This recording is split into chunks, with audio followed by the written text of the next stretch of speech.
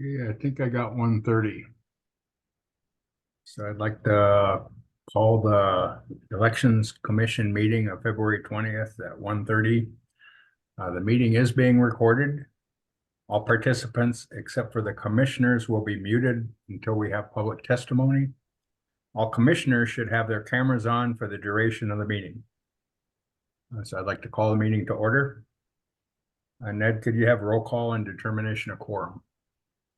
Yes, Chair. Chair Curtis, Here. Commissioner Angion, Aloha from beautiful Maui. Present. Commissioner Aquino, Commissioner Aquino, Commissioner Kushney, Here. Commissioner Kikuchi, Here. Commissioner Kawada, excused, Commissioner McAdams, I'm here. Commissioner Papalimu, Present. Commissioner Takenaka.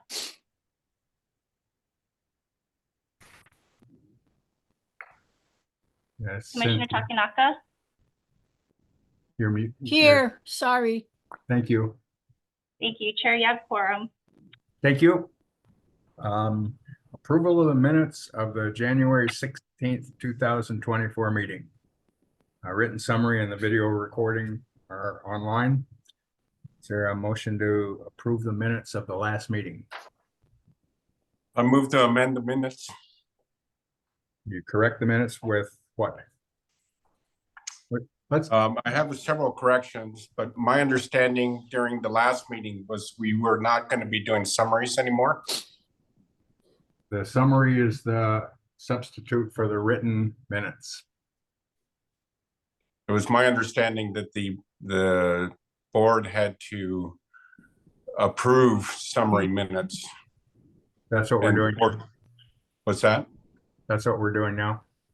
No, that they had to approve the writing of the summary and that they were not approved. The board has stated that they were going to stick with written minutes. But I'd like to amend the minutes as follows. At 2:42 p.m., Chair Curtis asked that Commissioner Kushney's microphone be muted. At 3:08 p.m., Deputy Attorney General Reese Nakamura stated that he represented the Office of Elections. During the vote on investigating chain of custody, Deputy AG Reese Nakamura advised the commission against allowing Commissioner Kushney to participate in the vote. Commissioner Kushney did not recuse himself, but he was prevented from voting. 3:24 p.m. Commissioner Andrian requested that the conflict of interest dispute between Deputy AG Reese Nakamura and Commissioner Kushney get sorted out before the next meeting. Chair Curtis requested a written opinion from Deputy Attorney General on the conflict of interest concerns. That's all I have. Thank you. Are there any other additions or corrections to the minutes? Sorry, Commissioner Kushney, could you repeat the last addition, specifically who the chair is requesting a legal opinion from? Chair Curtis requested a written opinion from the Deputy Attorney General on the conflict of interest concerns. Okay, I think that part is incorrect. I rewatched our meeting, and I believe Chair Curtis was going to actually seek out a legal opinion from the AG, not the Deputy AG. Okay, then if that's what it is, then let's correct it to that. But I agree with all the other amendments as well. Amendments or corrections? I think he was reading the minutes, and the only correction was the request from Reese Nakamura to the AG was the correction of the minutes. I want to entertain a motion to receive the corrected minutes for the record. A second. I can't make a motion. Well, I don't make a motion, so you can make a motion, Ralph, and somebody can second it. I believe I made the motion. Okay, I'm so sorry. I'm raising my hand and it seems like nobody is noticing that. Commissioner Papalimu. yes, ma'am. I do have a question before we do this. Are we making a motion to accept the summary? Yes, which is the substitute for the written minutes. The summary is essentially the written minutes. But it is not the written minutes, correct? It is the written minutes. We can't have both. You can't have a summary and an actual written minutes. Well, the which one? summary is in lieu of the recording that records the operation of the Election Commission. The summary verbalizes it and references the time stamp on the video. Correct. I'm so sorry. My last meeting I attended, I believe the rules call for written minutes and not a written summary of minutes. And I had questioned at the time the AG because he was saying that while we could work around those rules because we have a video, and I said, I'm sorry. I was just given an oath of office, and is that a suggestion that we break the rules? The rules require written minutes. And so I just want to make sure that if we're doing a motion to accept this current summary, that we are not making a motion to do away with the written minutes. Let's remove the word summary because these are written minutes. And it's not a summary, it's the minutes, which is a distilled version of the video that is the video record of the meeting. So rather than summary, let's say written minutes rather than summary, because it's essentially the minutes of the meeting that are in writing. That would clarify this. So we would need a motion for a correction on that. So I would entertain a motion to amend the motion that's currently on the floor of the approval of the written summary to become the written minutes of the January 16th meeting. That would be an amendment to this one that's being voted on first. Chair Curtis, I have a point of information. Please. There's a summary on the website that was posted, but we were provided written minutes that were written out. So that's the confusion right now. Which one are we approving? What was posted on the website or the ones that we were given? So aren't they the same? They No, are not. They are not. A summary was put on the website. Written Okay. minutes were sent to us. They are not the same. Huh. And that's why I'm trying to clarify this. Yeah, I wasn't aware of that. So I just want to clarify because I was very specific in my question to the AG at the last minute. Because apparently you folks have been doing summaries and we're thinking about getting rid of the minutes because we have recordings. But the law specifically requires that we have written minutes, not a written summary. So, Chair, I just shared my screen. I believe this is what we're discussing, these minutes that were sent to the commission in draft form, correct? Correct. Okay, then I think the motion still stands, Chair, as long as this is the actual document we're talking about. Okay, and is that available on our website for everybody to see? It has not been posted. Then we'll make it a part of the record of this meeting and would move on the motion to approve the minutes as circulated to the Election Commission, and those minutes will be posted on the website. And I move to amend the minutes. Right, that's the motion on the floor. And To correct those, yeah. I'll okay, second the motion.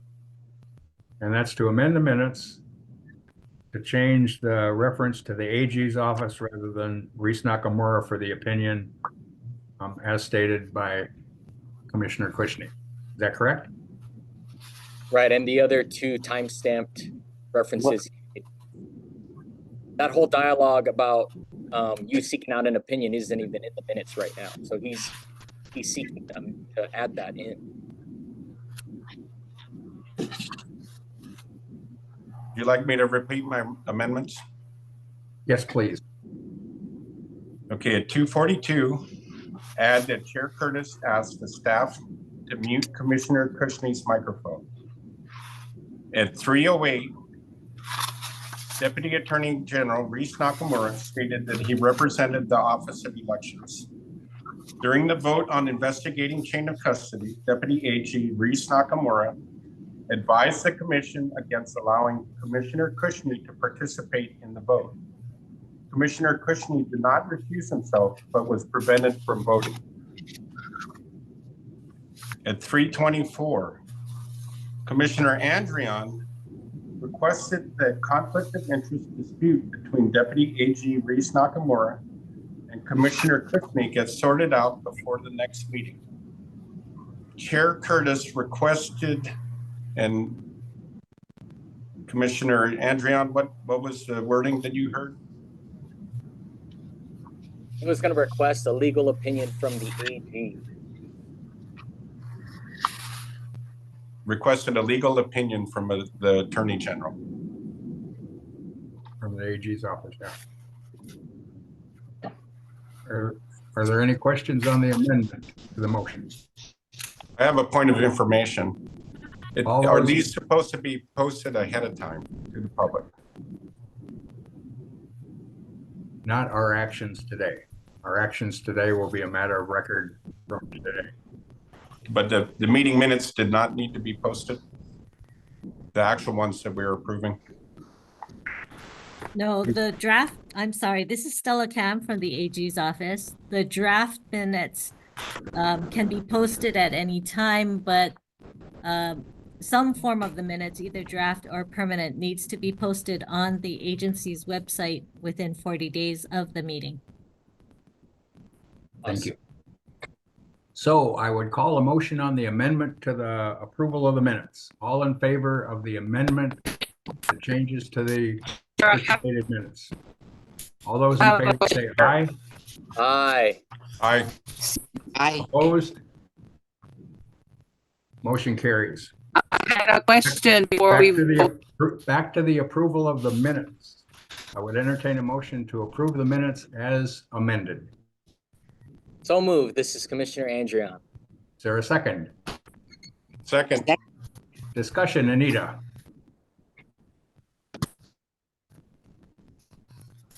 I had a question before minutes were approved. As you're reading the things that were amended on my copy, I don't see time elements on my copy of the where you're voting.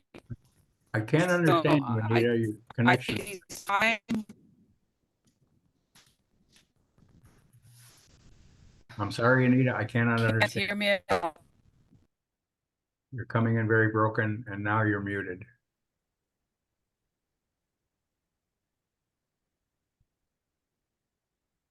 Anita, try to turn off your virtual background. It'll help with your bandwidth and your connection. Turn off my virtual. Yeah, your background. How do I- It's on your video. I wish you were reading the While Anita's working on that, I as will you were ask reading the Commissioner Papalimu, yes. you had your hand up. Oh, I'm sorry. I just forgot to put it down. Okay. No comments? Okay. Anita, are you up with us again?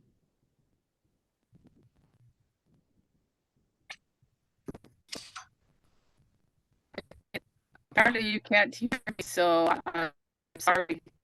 I started a new laptop. I think in your video screen down below, you can turn your background off. Where it says stop video, there's a little caret mark. You can turn your background off. If that'll help.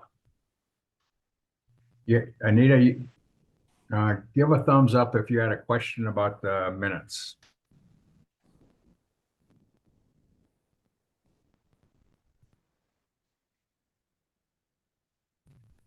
Could you type your question in chat?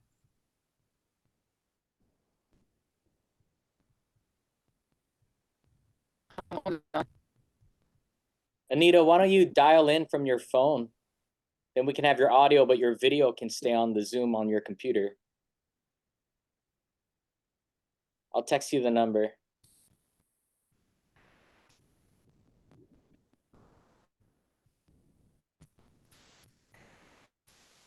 What's going on, Anita?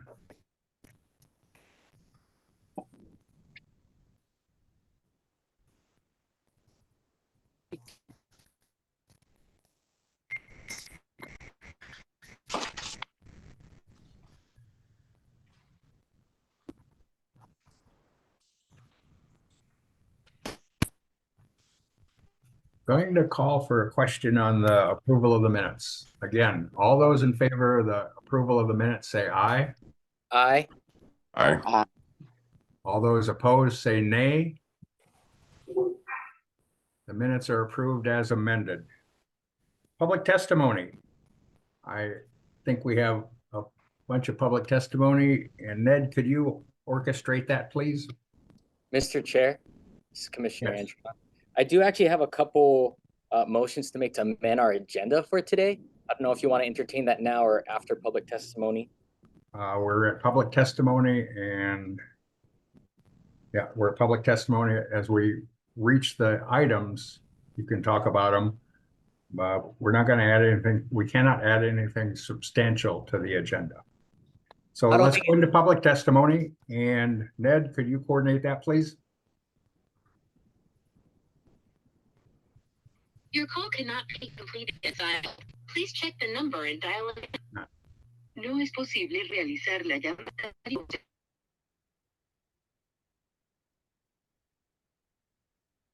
We're at public testimony. Ned, could you start that, please?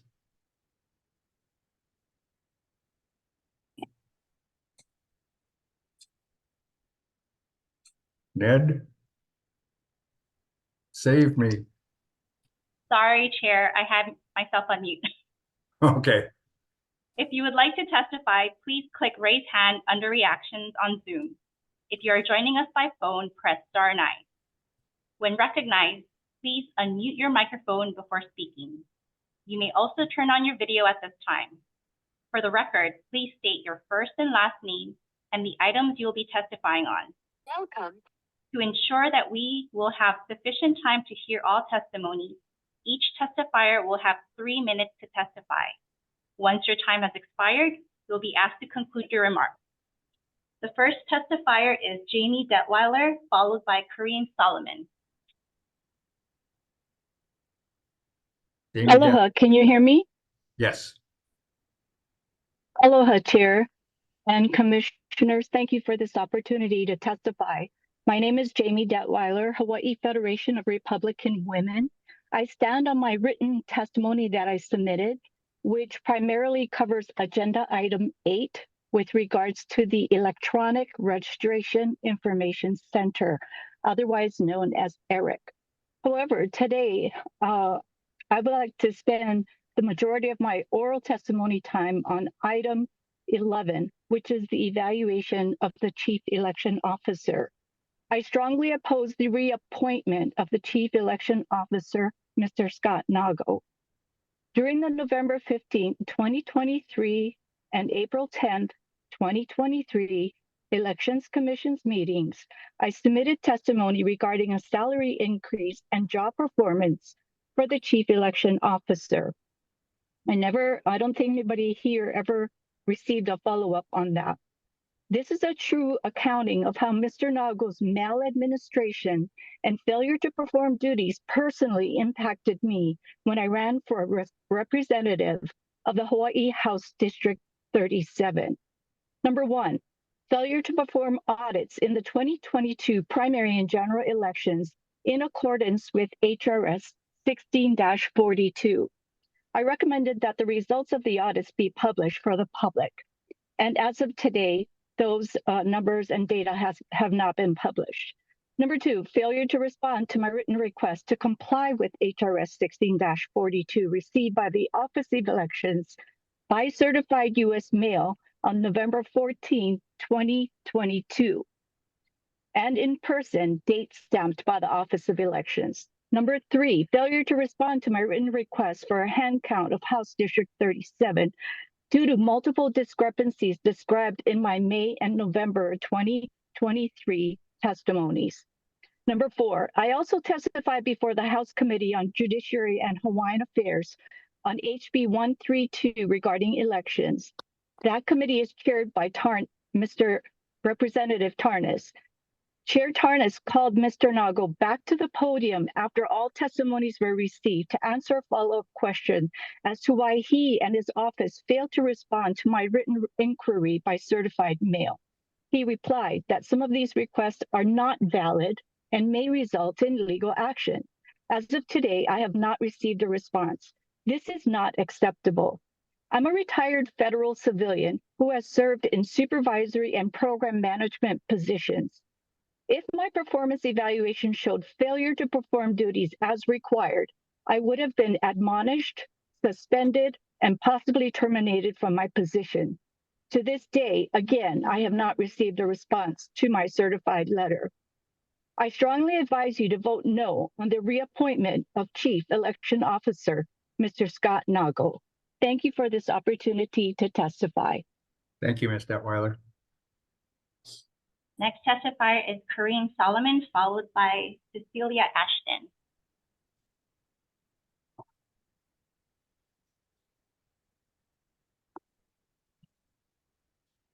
Ms. Solomon?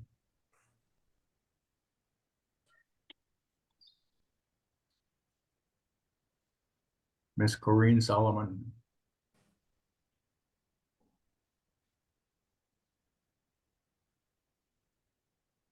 Corinne Solomon going once, going twice. Well, we may have to come back to her. Number 3. Okay, Chair. Next testifier is Cecilia Ashton, followed by Rosemary Josh. Ms. Ashton? Ms. Ashton? Cecilia Ashton. 1, 2, 3. We have to go back to her. Ms. Rosemary. Rosemary Josh, followed by Scott Shedko. Rosemary. I'm unmuting. Can you Thank hear you. me? Unmuted? Yep. Yes. Okay. All right, thank you, Commissioner and Chair and Commissioners, for allowing us to give public testimony today. I will start off with the agenda item, Scott Nago's reappointment. And according to Hawaiian statutes, HRS, these may not be conducted in an executive session. It has to be a public forum. It's on your agenda for executive session. And I think that's a blatant violation. As far as Mr. Nago's performance goes, I am signature verification observer, one of the first. And in the objectives for the commission, it is to give credence to the quote, eyes and ears of the observation process. I have reported numerous times some very alarming statistics here on Kauai. And although the commission calls us the eyes and ears, we are muted. We do not have any pathway for reporting or resolution. No response from our chief elections officer nor County Clerk Jade Tanagawa. I've made numerous attempts. As far as Scott Nago's performance, my law firm, Bavar and Jones, sent him not once but twice a demand letter to perform HRS 1642. And that was met by no response both times. That is, in my opinion, failure to perform his duties. And as far as reappointing, we're at the lowest participation in voter history, I believe, for Hawaii. Mail-in voting, per Harold Nelson, an ex-commissioner, discussions started in 2012. Voting is not a convenience, it's a civic duty. We're now limited to one voting center, which I believe constitutes voter suppression. I'm going to use the state of New Hampshire as a model. They have a population that is equal roughly to the population of the state of Hawaii. They vote in person, on paper, with immediate results tabulated. Wrap it up, please. I'll cede the rest of my time. Thank you. Next testifier is Scott Shedko, followed by Jennifer. Mr. Shedko. Aloha, Chair and Commission members. Can you hear me okay? Yes, thank you. Scott Shedko, I do appreciate your attention to details at the beginning of the meeting. Agenda item 9B, the performance of the Chief Election Officer. First, Hawaii Supreme Court document SC-EC-22-00000703. This is a case regarding a complaint referred to already, made that our Chief Election Officer did not conduct a proper audit according to Hawaii state election laws, specifically provisions in HRS section 1642. On page 4, it reads, our review is strictly limited to the allegations of the complaint, which we view in the light, I like that phrase, in the light, most favorable to the plaintiff and deemed to be true. Those are the most important words in the document, for my testimony at least, signed by the justices of the Supreme Court of Hawaii. Unfortunately, they did not follow through beyond that, saying that the complaint fails to allege any specific facts, that the audit procedures requested would change the outcome of the election, page 5, and judgment is entered granting the motion to dismiss, page 6. This is unfortunate because the audit procedures are designed for, and the only hope for, finding those specific facts. And just as importantly, these are not just audit procedures requested, these are audit procedures required by law. There should be only 2 people in the state of Hawaii happy about the dismissal of the case, the defendant and his lawyer. The other 1,440,194 of us should be concerned that the court concluded that the allegations in the complaint are true. And according to Hawaii revised statutes, section 19-3, paragraph 8, I quote, every public officer by law required to do or perform any act with reference to any of the provisions in any law concerning elections who willfully fails, neglects, or refuses to perform the same shall be deemed guilty of an election fraud. I have a question. Why is this public officer still running our elections?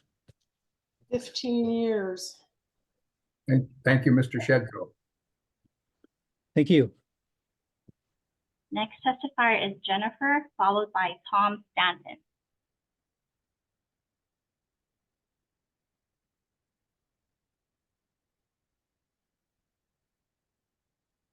Jennifer, Hi, this is Jennifer Cabuan. we hear you. Now you're muted.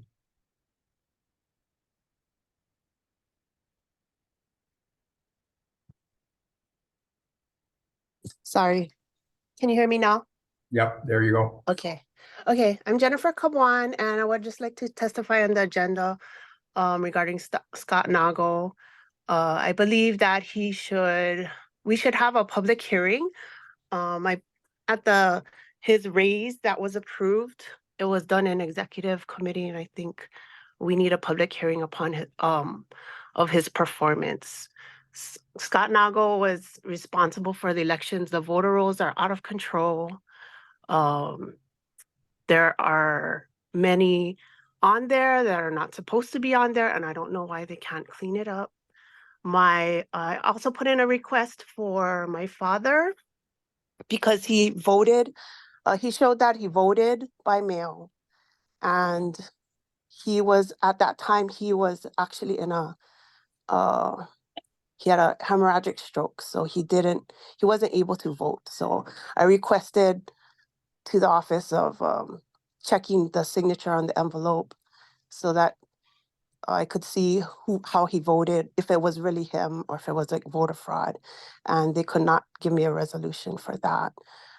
There's a lot of discrepancies on how the chain of custody is for this all mail-in voting, and I don't think Scott Nago really managed it well, and I think we need to have a hearing on his continuation of his position. That's it. Thank you, Jennifer. Next testifier, Tom Stanton, followed by Sadia Pitt. Aloha. Thank you for the opportunity. Tom Stanton, Kauai Election Integrity. I'm testifying on 9B. I would like this body to seriously reconsider the reappointment of Scott Nago as the Chief Election Officer. The reason I say that is because Hawaii needs a Chief Election Officer that's going to fight for election transparency and also accountability. And in my opinion and personal experience, Scott Nago has not done that. And I say that specifically because in the 2022 election, when citizens and citizen groups and the Kauai Republican Party and the Hawaii Republican Party beseeched, and even our Kauai Council beseeched Scott Nago to do the HRS 1642 audits correctly, instead of working with us, instead of putting procedures in place that would help facilitate that, he chose to introduce legislation, HB 132, that would have effectively eliminated the requirement for that audit. And when those same groups fought back to shut down that legislation, he then this year has introduced SB 2333, which passed, which says that the ballot images are the same as the actual physical ballot, the actual voter verifiable paper audit trail. And we all know that they're not the same because I've submitted evidence that the ballot images can be corrupted. And so if this goes forward, again, for another election, Hawaii citizens will not have any confidence or assurity that the machine votes will be accurate.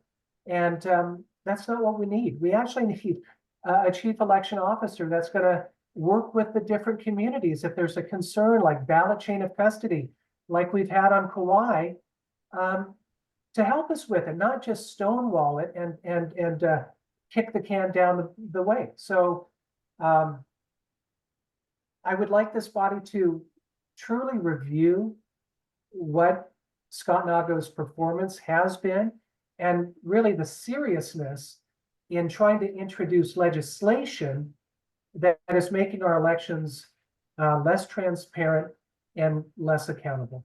So with that, I will yield. Thank you for the opportunity. Thank you, Mr. Stanton. Next testifier is Stadia Pitts, followed by Terry Murakami.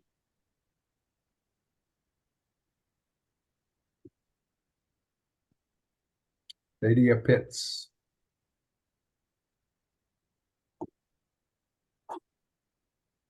Stadia Pitts, going once, going twice. Stadia Pitts. Next. Next testifier, Terry Murakami, followed by Kathy Fine.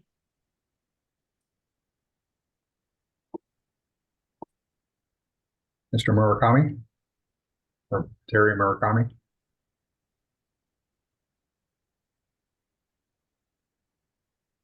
Terry Murakami. Going once. Murakami twice. Murakami 3 times. On to number 10. Next testifier, Kathy Fine, followed by Kamakani De Deli.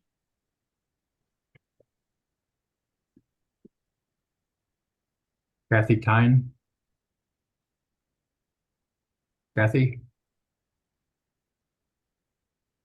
Going once, going twice, going 3 times. Next. Kamakana De Deli, followed by Sharon Van Dusen.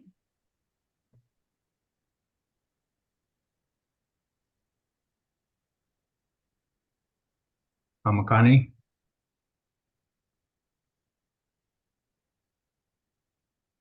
Kamakani going once. Kamakani going twice. Kamakani going thrice. Number 12. Sharon Van Dusen, followed by Jade Brown. Sharon Van Dusen. Sharon. Going once. Twice. Sharon is anywhere? Okay, next. Jade Brown, followed by Lori Searcy. Jade Brown.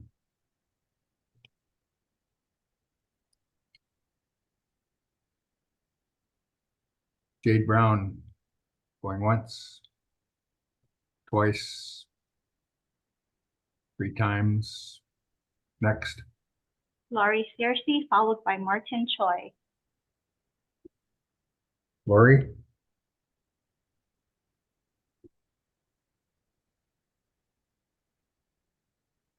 Lori going once. Lori going twice. Lori Searcy. Going 3 times. Next. Martin Choi, followed by Doug Pasnick. Mr. Choi.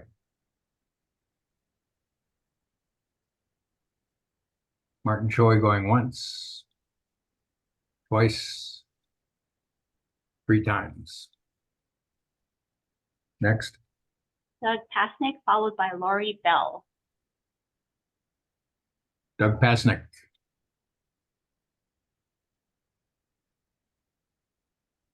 Doug Pasnick. Hello, Chair. Can you hear me? Yep. All right, thank you. This testimony is being presented in addition to the information included in your supplemental meeting packet relating to the inefficiency of our vote by mail elections and as presented during the January EC and relative to your item 9B on your agenda. Commissioners, as you know, Mr. Nago has been with the Office of Elections for more than 20 years and has been the Chief Election Officer since February of 2010. Today's meeting marks the end of his 4th four-year term in this position. Mr. Nago stated that the Office of Elections goals are to conduct honest and efficient elections, encourage participation in the electoral process, protect voter rights, and promote elections. Commissioners, as you ponder his reappointment, I ask you to reflect on the following facts. Following the 2022 election, there were more than 20 court cases filed by the people in the Hawaii Supreme Court and U.S. Federal Court questioning the administration of statutory laws that govern Hawaii elections. How are elections deemed honest when none of these complaints were ever investigated by the Elections Commission, and none of these cases were ever heard during a public hearing, nor were they adjudicated based on their merits? Did you know that the inauguration of the governor and lieutenant governor of Hawaii occurred before the 2022 election was certified, and that the election was never certified in accordance with statutes. How are elections deemed to be efficient when the past two vote by mail elections were 30% more expensive than the chief election officer's budget? Over the past 16 years, Hawaii voter participation has been on a steady decline and has reached its lowest level of 48.7%. Hawaii once boasted voter participation of more than 82%, but now more than half of Hawaii's eligible voters do not participate in Hawaii's elections.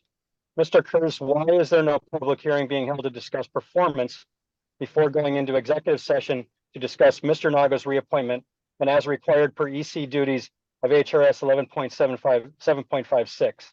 When is the Elections Commission, who has the power to hire, fire, or reappoint the chief elections officer, going to hold the chief elections officer accountable for performance and conducting elections in accordance with the legal statutory requirements? When is the commission going to act like the boss instead of letting the chief elections officer dictate the conduct of elections that are being actively questioned and challenged by the people? Last, and as per my testimony during the January meeting, I again respectfully request that the Elections Commission investigate how the Office of Elections Implementation of Vote by Mail has met their mission and demonstrated efficiency, encouraged participation, or promoted participation in Hawaii's elections. If a commissioner would please motion for an investigation into this matter, would be greatly appreciated by the people. Thank you for the opportunity to submit this testimony. Thank you, Mr. Pasnick. Next testifier is Lori Bell, followed by James Purtle. Ms. Lori Bell. Ms. Lori Bell. Going once. Lori Bell going twice. 3 times. Lori. Next. James Purtle, followed by Jessica Cayazo. Mr. Purtle.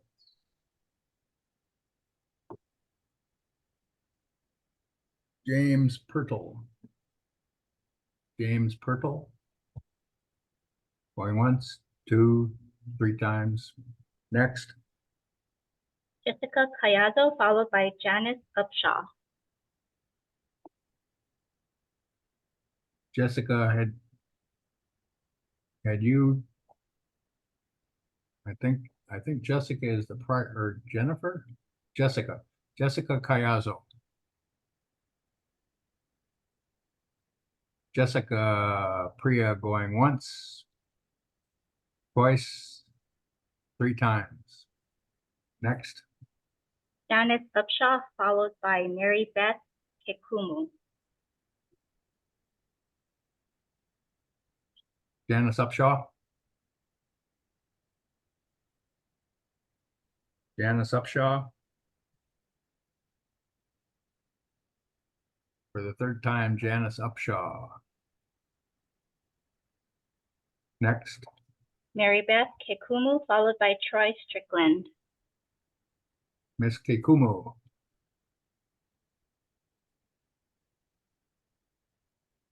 Ms. Mary Beth Kekumu. Going once. Going twice. Mary Beth Kekumu. Next. Troy Strickland, followed by Adriel Lamb. Mr. Strickland? Somebody trying to get on? Mr. Strickland, Troy Strickland. Going once. Going twice. 3 times. Troy Strickland next. Adriel Lamb, followed by Andy Crossland. Mr. Lamb. Hello, Chair. Aloha. It's Adriel Lamb. Thanks for the opportunity to testify. I want to thank the Chief Elections Officer for providing the report on agenda item. I believe it's agenda item 4 on his election metrics. I just want to add to the report that gave a lot of data on ballots mailed in, but not a summary. So if I can just compile the numbers for you. In 2022 general election, we mailed out 732,503 ballots. And primary mailed out 740,793 ballots. In the 2020 general election, we mailed out 753,516 ballots. And 2020 primary mailed out 710,422 ballots. Now, if you know the numbers that actually voted in the elections, that means there were, for the 2022 general, we had 313,140 ballots that went out and never came back. 400,634 in the primary, 173,732 in the 2020 general, and 300,232 ballots in the 2020 primary. These are accountable items, critical infrastructure, as they keep telling us. But where are these ballots and why are they not being tracked? I also want to further provide testimony on agenda item 8. You'll be discussing ERIC. My comment is there's a lot of legislation that went before legislature this year, and which of those came before Election Commission discussed and to have a full vetting of the impact on our elections. I've talked to the Chief Election Officer. There's only 2 pieces of legislation that came from his office. Where are the rest of these coming from, and why has the Election Commission not reviewed these to ensure that we can have trust in our elections? A lot of these elections are eroding the public trust in elections. And if they continue to pass through these, we do not have elections anymore. We have nothing that's accountable to the public. So I asked the Election Commission to look into these things, also for the documentation of our elections. I had an associate who paid a princely sum for 1,200 pages, and 70% is blank and unused forms, especially about chain of custody. Can you please look into chain of custody and how our ballots are being accounted for? Thank you for the time to testify. Aloha. Thank you, Mr. Lamb. Andy Crossman, followed by Carl Dick. Mr. Andy Kaufman. Andy Kaufman. Good afternoon, Commission. Please. My name is. How are you? I'm good. Good afternoon. My name is Andy Crossland, and I am testifying today on item 11 of the agenda related to the evaluation and voting on the reappointment of the Chief Election Officer. First off, the agenda for this meeting states in item 9 that the Commission anticipates going into executive session to discuss and evaluate the performance of and the reappointment of the Chief Election Officer. Following that, agenda 11 states that the Commission intends only to give a summary of the criteria and key points in the evaluation of the Chief Election Officer before voting on the reappointment of the Chief Election Officer. It is my understanding that Hawaii Revised Statute Section 11-7.5 subsection 6 states, and I quote, "The duties of the Election Commission are to hold a public hearing on the performance of the Chief Election Officer and to consider the information gathered at the hearing in deliberations on the Chief Election Officer's reappointment." Based on these facts, the agenda for this meeting appears to be in direct violation of Hawaii law pursuant to Hawaii Revised Statute Section 11-7.5 subsection 6. Therefore, I strongly urge the Commission defer all agenda items, including the executive session, regarding the discussion and evaluation of the performance of the reappointment of the Chief Election Officer until a public hearing is held in accordance with Hawaii law and with proper advance notice to the public to provide testimony. Proceeding with the agenda as currently written will result in the immediate filing of a complaint with the State Ethics Commission. Now, that being said, Hawaii Revised Statutes Section 11-2 states that it is the Chief Election Officer's duty, and I quote, "to supervise all state elections. The Chief Election Officer may delegate responsibilities in state elections within a county to the clerk of that county or to other specified persons." The word supervise used here means that it is Scott Nago's responsibility to oversee and direct all state elections, and further, by stating that he may delegate to the counties, this means that he is not required to. So it is clear that Scott Nago is ultimately responsible for the administration of our elections process since his appointment as a Chief Elections Officer in 2010, nearly 15 years ago. More importantly, the maladministration of the 2020 and 2022 mail-in elections are solely his responsibility. Scott Nago likes to deflect responsibility to the counties. However, the Hawaii revised statutes are clear that Scott Nago is ultimately responsible for supervising, which means overseeing and directing the actions of any delegated tasks to the counties or others. I don't have time to go into the numerous details of the issues that we've had with our elections over the past few years, but in summary, during Scott Nago's time as the chief election officer for the state of Hawaii, his maladministration has destroyed election security, voter confidence, and transparency, which has resulted in the lowest voter turnout in Hawaii history for the 2022 election, as shown in the background right here behind me. One last point. If the commission chooses to move forward with the agenda as written, which is in violation of Hawaii law, I would like to strongly urge the commission to vote no on the reappointment of Scott Nago as chief election officer. And with that, I yield. Thank you, Mr. Crossland. Next testifier is Carl Dix, followed by Anne Marie Hamilton. Afternoon, Carl. Unmute.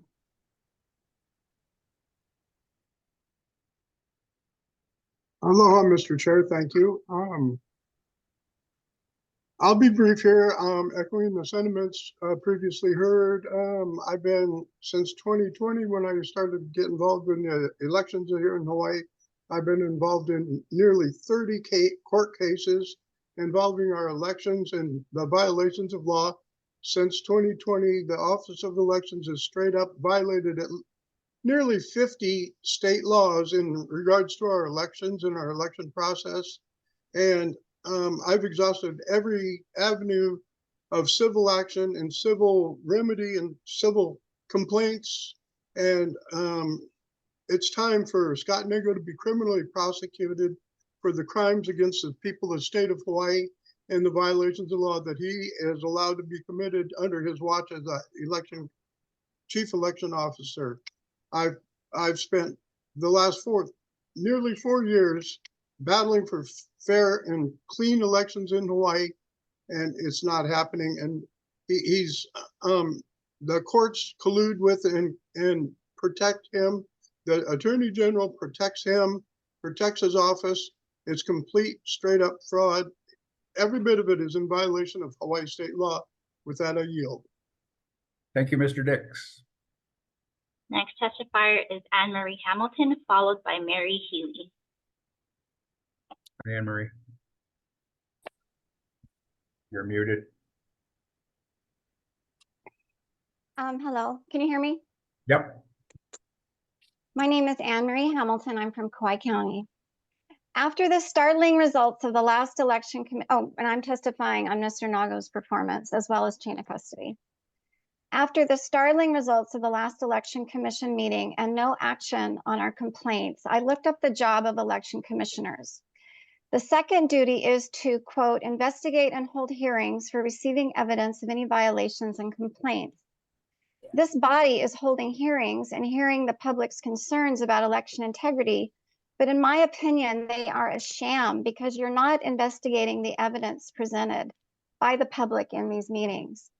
Case in point, at the last meeting, I presented, excuse me, 2 actual written emails from an election administrator to a concerned Kauai citizen admitting that not only was this election administrator not following the proper chain of custody law, but the Hawaii election administrator apparently didn't even know that there is a law called chain of custody.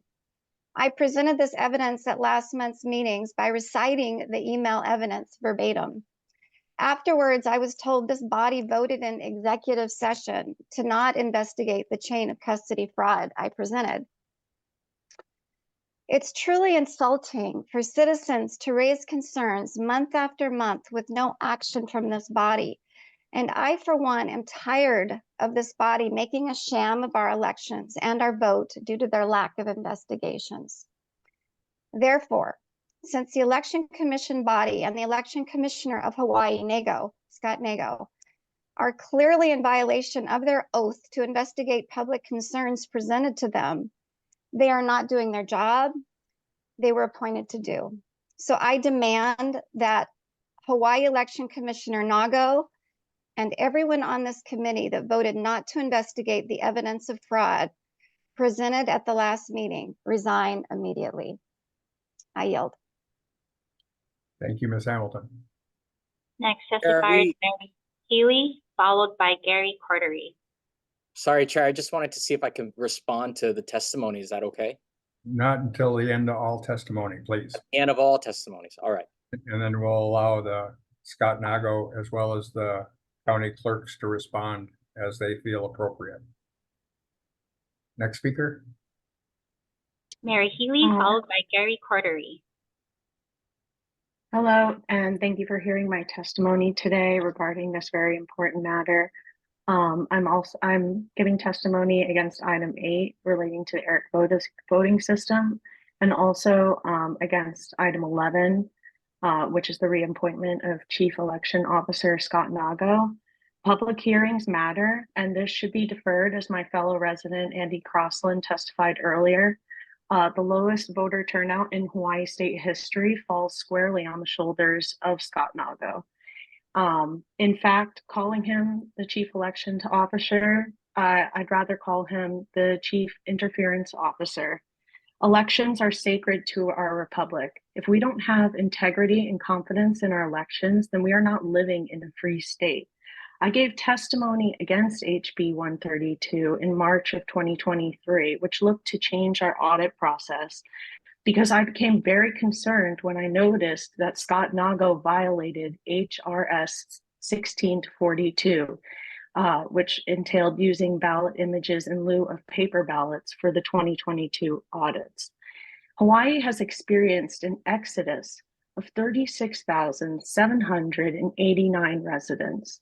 And this is a direct result of our election processes in the islands. This cannot go on any longer.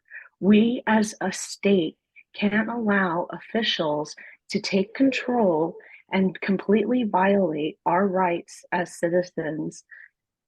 At the end of the day, the buck stops with you, and there are 4 very important points of liberty, 4 boxes of liberty, and those lie in the ballot, the jury, the cartridge, and the soap.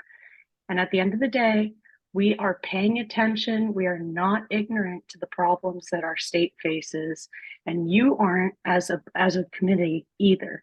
So I thank you for listening to my testimony. I thank you for listening to your fellow residents' testimony. And I yield the rest of my time. Aloha. Thank you, Mary. Next testifier is Gary Cordery. Aloha, Chair. Aloha. Fellow Commission officers, I appreciate this moment to share with you and affirm the testimony of Mr. Crossland, Ms. Detweiler, and Mr. Pasnick. Their data is accurate and true. And I would like to start and would testify on items 9, A, and B. The re-election or the reaffirmation of Scott Nago as director. He has overseen the downfall and the reduction of people who have voted in Hawaii consistently year over year. His declaration to bring in mail-in ballots was going to save money and increase participation. It has done neither. He has been a part of numerous lawsuits having to be defended by the Attorney General and the Deputy Attorney General about his behavior as chief officer. And I would say that during this process, the idea that let me back up. I know that you folks are volunteers, but you have such a sober and important role in our community and our society. You must exercise sober judgment and speak the truth about what's really going on. And you must have these in the public forum. Public means public. It does not mean behind closed doors, behind closed session. Your responsibility to the citizens that you represent, which I am one of them, is to make sure that the elections in this state are true, accurate, and fair. They are none of the 3. Specifically, the audit issue. Mr. Nago has said, well, we can use the data from the mail-in ballots to extrapolate what is accurate. And yet that same data determines which precinct will be audited. There is no random audit. This must be changed. The idea that we have paper ballots to elect officials must go back to a paper ballot, 1 person, 1 vote with an ID. This is more effective, it is faster, It is less it costs less money, and the people will trust it. As mentioned, many people have said the voter turnout goes down, down, down. That represents Mr. Nago's ability to run the elections office. He must not be allowed to continue as a state election officer. And I would assert that this conversation, as Mr. Crossland stated so clearly, that your evaluation of him is in the public square. It is not behind closed doors. This behind closed doors way of relating is exactly what's wrong with our state and all the political aspects of it. You must exercise enough self-government and humility toward the Constitution and in service to the people. This conversation must be public, and the public must know which of you are willing to actually listen to the facts, use your wisdom, and deny Scott Nago another term. I thank you for the time. Mahalo. Thank you, Mr. Cordero. Next testifier is Brett Culpus. Good afternoon, Chair. Afternoon, sir. Members of the committee. I just have a comment on this, the appointment or whatever this is considered of Scott Nago. I find it very convenient that his term of office is coming up, right on the heels of an election, which basically was going to tie this commission's hands, because now if you do decide not to extend Scott Nago, who's going to run the Office of Elections? I just find it very interesting that it was brought up here, since according to the HRS statute 11-1.6, that his term, the term of the elections officer begins February 1st after he is appointed. So if February 1st, 2024 is when he should have been determined by, where you guys are way behind the curve. This should have happened in last year, so that should the commission decide not to reappoint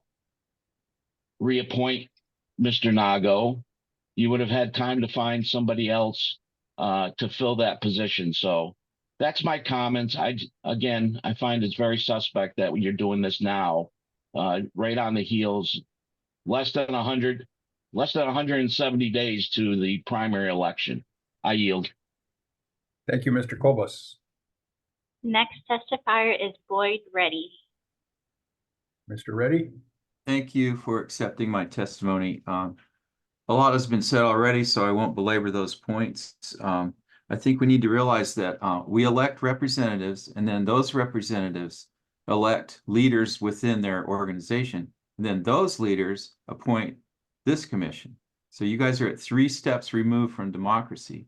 Then when you walk into executive session to consider the behavior and function of the most important public officer in our elections, who has a great deal of power and discretions, actually sets most of the rules.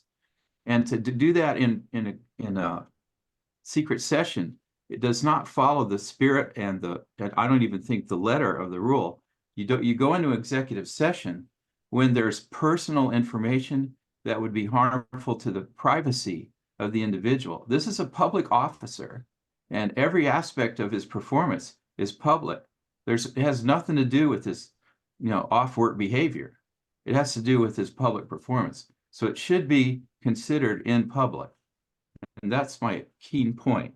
Also, watch out for what they call regulatory capture. I haven't watched this commission's activities very long, but it does seem that the people that you're overseeing are having an inordinate influence on how you operate, what you do, how often you do things, and your staff support is by the same organization you're overseeing. And then you're getting these attorney general people coming in and just giving unsolicited advice, and without the body choosing and voting how they're going to be represented. So I think there's a lot more independence and authority in this group than is being exercised. And I think it needs to be entirely public. And that's my testimony. Thank you. Thank you, Mr. Reddy. Chair, there are no more testifiers. Are there any testifiers that were on the list that have since joined us that didn't have an opportunity to talk? Chair, we have Moana Ludi, County of Maui.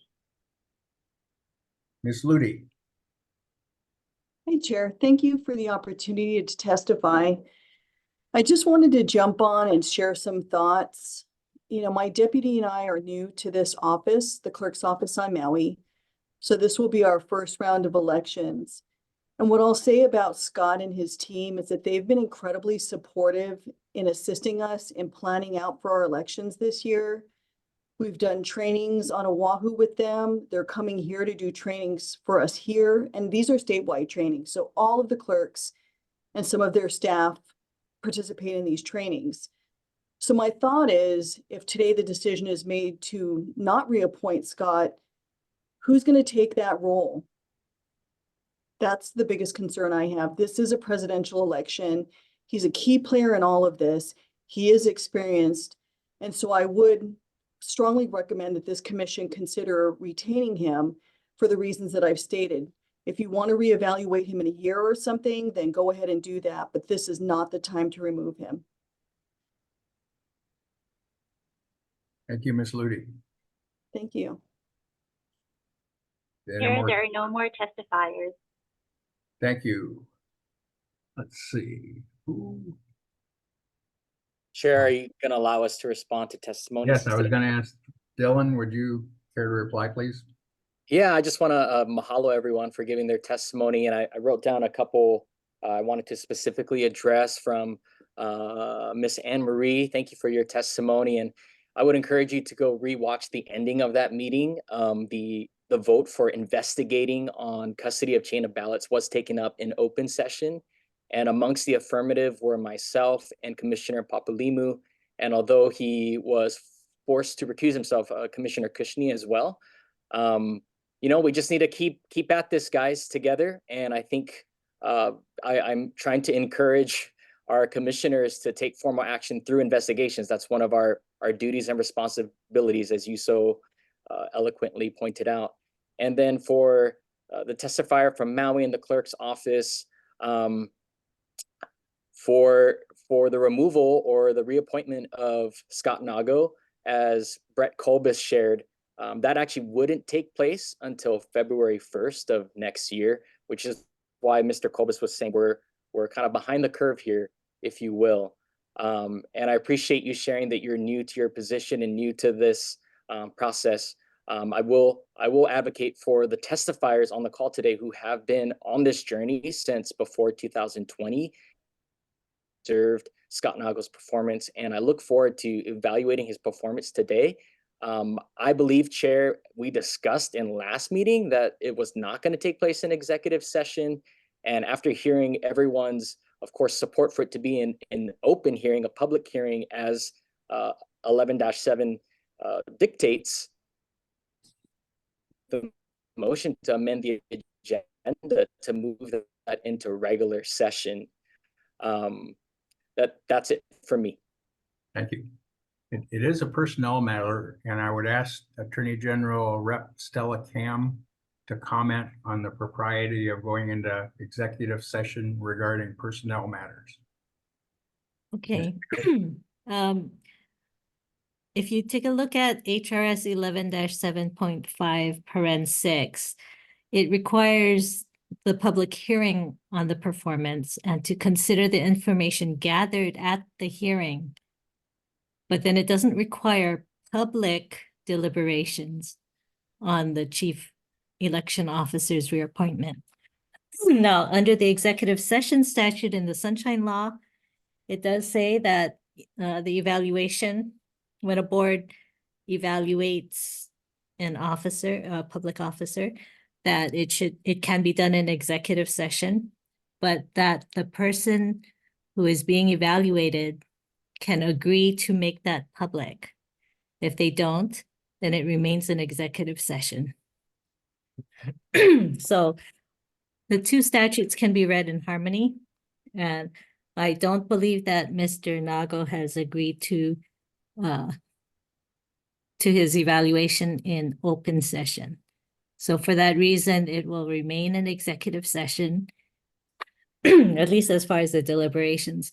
And then the commission will come back out and do the vote. And I believe the chair will also give the key points as to the deliberations.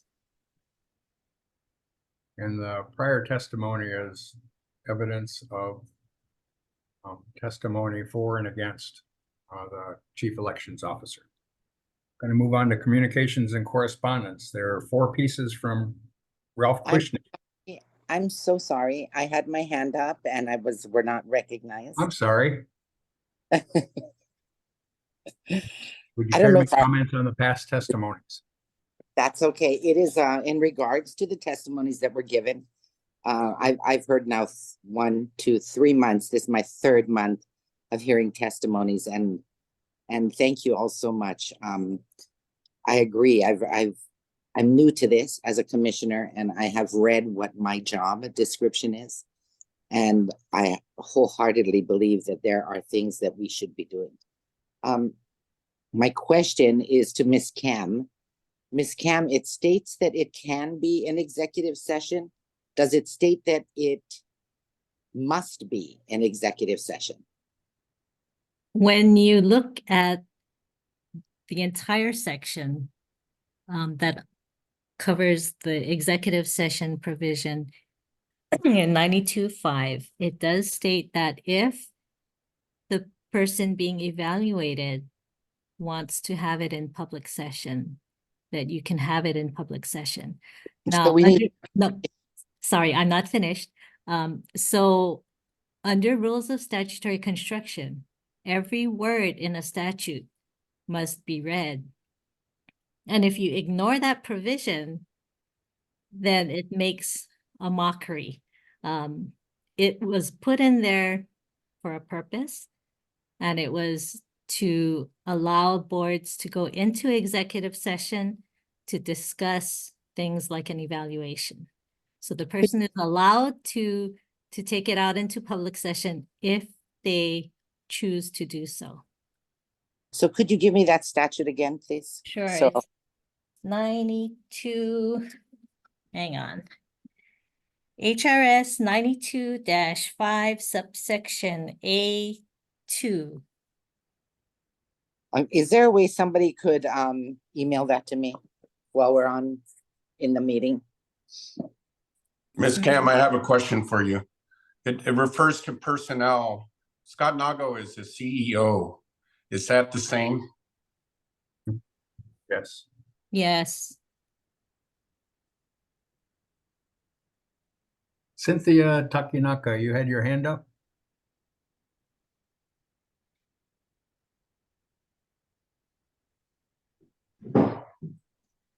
You're still muted, Cynthia. But I see your hand. She answered my question. Okay, thank you. Thanks. Moving on to correspondence and Mayor, communication. sorry, I'll raise my hand like this. Wait, no, we're on to communications and correspondence. Mr. Kushner, you had 4 communications. Would you care to comment on those? Yes, I've been trying to get answers out of the Office of Elections, and I keep on getting stonewalled. And I believe the public has the same experience. When we ask questions, just readily available questions like, does the Office of Elections request chain of custody or require chain of custody? I don't get a straight answer. They either do or they don't. And there's laws regarding chain of custody, HAR 3177-453 and HAR 3177-61 that are on the books. And my simple ask is to have the Office of Elections reply to the correspondence from the public, but we'll take them one at a time, and I'm gonna move in small steps.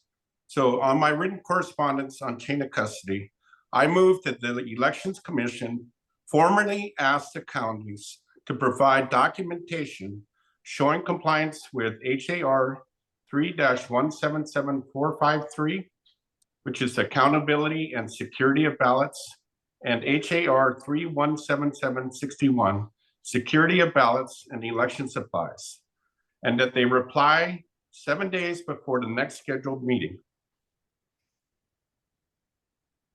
Do I have a second? Second for the motion. This is Commissioner Andrian. So the motion was to ask for a response from the clerks within 7 days of the next meeting. If they're complying with those laws. We have the Maui clerk, the Big Island clerk opted out because he's in a meeting. Do we have the Honolulu clerk and the Kauai clerk on the call? We've asked them to be present. They might be able to address it right now. Well, without Hawaii County there, then we wouldn't be getting an answer back from all of them. Yeah, that's right. So we should send those letters out and ask for. Is there a discussion on the motion? The motion was to request a chain of custody evidence from the county clerks within 7 days of the next meeting. Yes, I'd like to start. I Okay, made go the ahead. motion. Okay, I have personally asked the County of Kauai these questions. And I have submitted email documentation that they do not keep chain of custody documentation, and they are not required to do so. I notified them that there was an item on the website that said they kept chain of custody, and then I found the law, which is HAR 3-177453, that requires them to keep chain of custody from the moment they receive any envelopes at a drop box or at a mailbox, and to have tracking of those issues. And they said that they do not do it and they're not required to do it. And there is a statute already created, administrative rule. And I believe the other counties don't do it. So we need to formally ask them and find out if this is happening or not. That's the motion. Any other discussion? Chair, this is Commissioner Andrian. I'm in support of the motion only because this was actually already discussed at last meeting. I have the video of it as well, but we discussed this already. And Chair, you did say that you were going to ask for the county clerks to come with this information to this meeting today. So I don't know if that's already been done. That's why I was going to motion to amend the agenda to include chain of custody under election metrics today. And so if that's not already going to be discussed, I want to make a formal motion, whatever it takes, so that this information get to us. But otherwise, I was assuming the county clerks were going to report on all of that today in our discussion on election metrics. I had asked their attendance. Is there any other discussion on this motion? I would ask all those in favor say aye. Aye. Aye. Commissioners, all opposed, say nay. Motion carries unanimously. Mr. Kushner, you're up to number 2. Okay, I submitted a formal complaint on the Office of Elections. They sent a report in on elections by mail in October. The report never went on the agenda, and I wrote a formal complaint because there's many items in that report that need to be addressed. I move that the Elections Commission direct the Office of Elections to answer the formal complaint in writing by 7 days prior to the March meeting and postpone the consideration of this matter to the March meeting.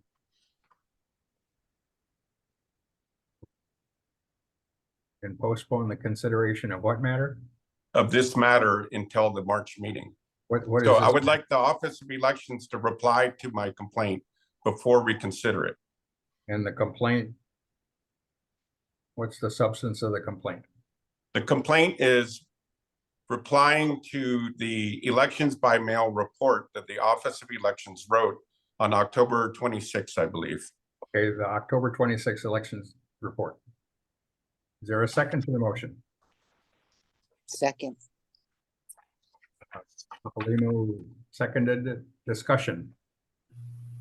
What's the motion? Want me to That, read it? Go ahead. Yes, please. Go ahead, Ralph. I move that the Elections Commission direct the Office of Elections to answer the formal complaint in writing by 7 days prior to the March meeting and postpone the consideration of this matter to the March meeting. That's the October report of the elections that you were talking about. Yeah, they need to respond to my complaint in writing. Sorry, and what was your complaint? Sorry if I missed that earlier. The Office of Elections wrote a report on elections by mail, and it never was put on the agenda for the public to comment on. I wrote an official complaint because you have to respond within 90 days to any action that happens.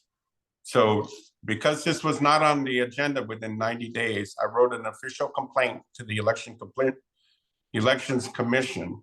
And I would like the Office of Elections to reply to the issues that I have brought up. And then after they reply to it, and we've had 7 days to read their reply, then we will take it up in that matter in the March meeting. So it's the elections by mail report that Commissioner Kushner challenged. Is there any more discussion on this request for reply to Commissioner Kushner's complaint on the elections by mail? Mr. Chair, it's Cynthia Takinaka. Yes. Okay, let me get, so because the county clerks aren't here, are we talking about that report that came in from them? Not the recent one, Not- the one from last year on the report on election by mail.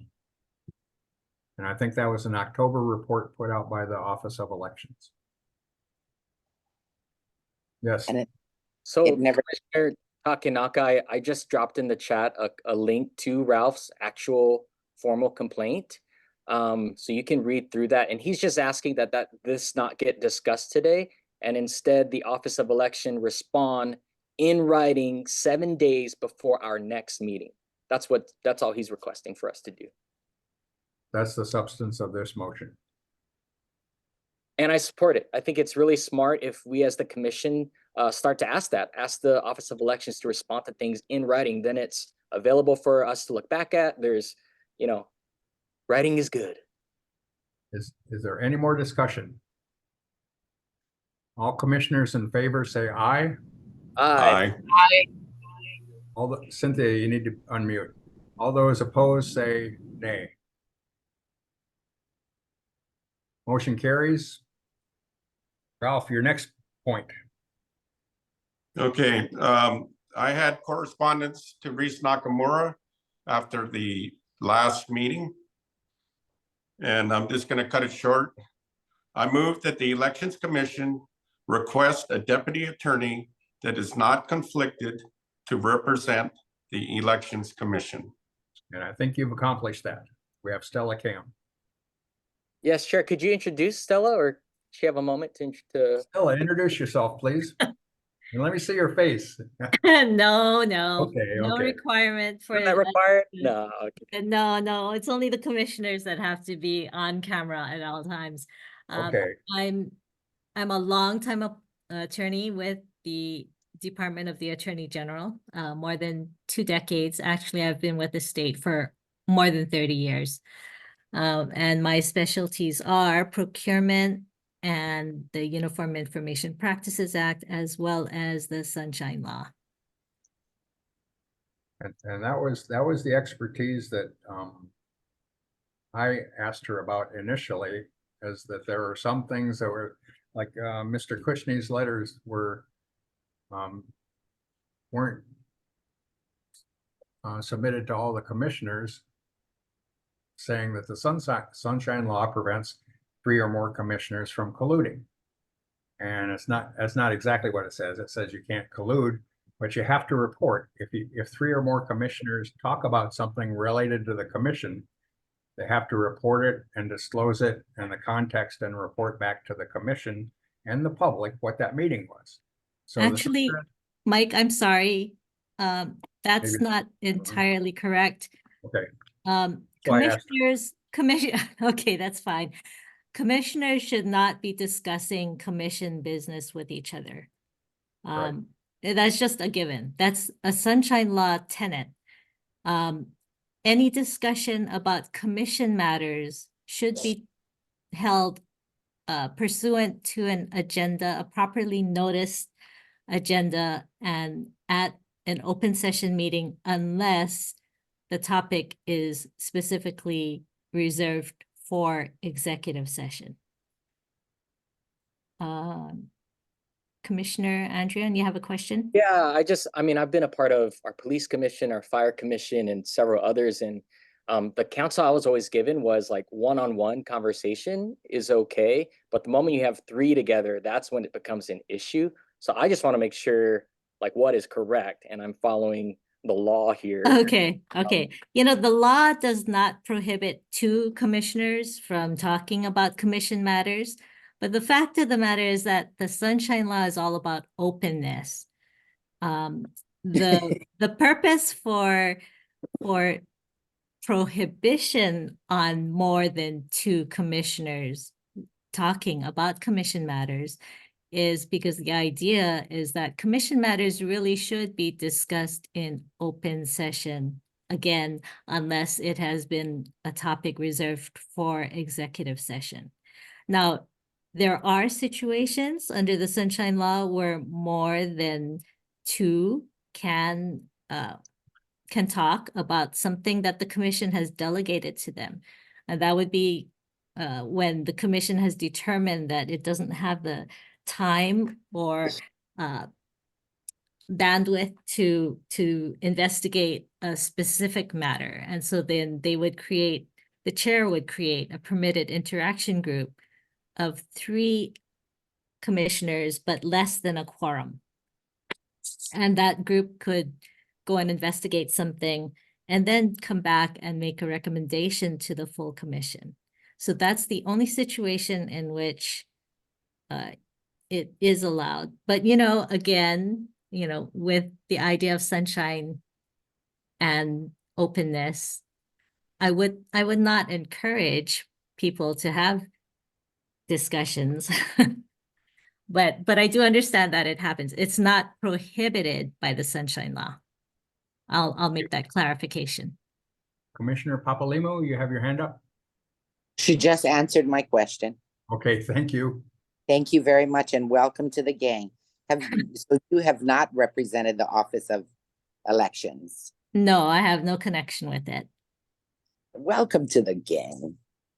Thank you. So Chair, I have a follow-up question for Stella Kim. Certainly.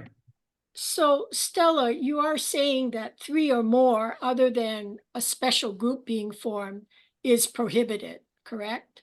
Correct. Outside of a meeting. Correct. So can we go back to the last meeting, Chair? And what was the conflict with Reese? And how come Stella doesn't have the same conflict?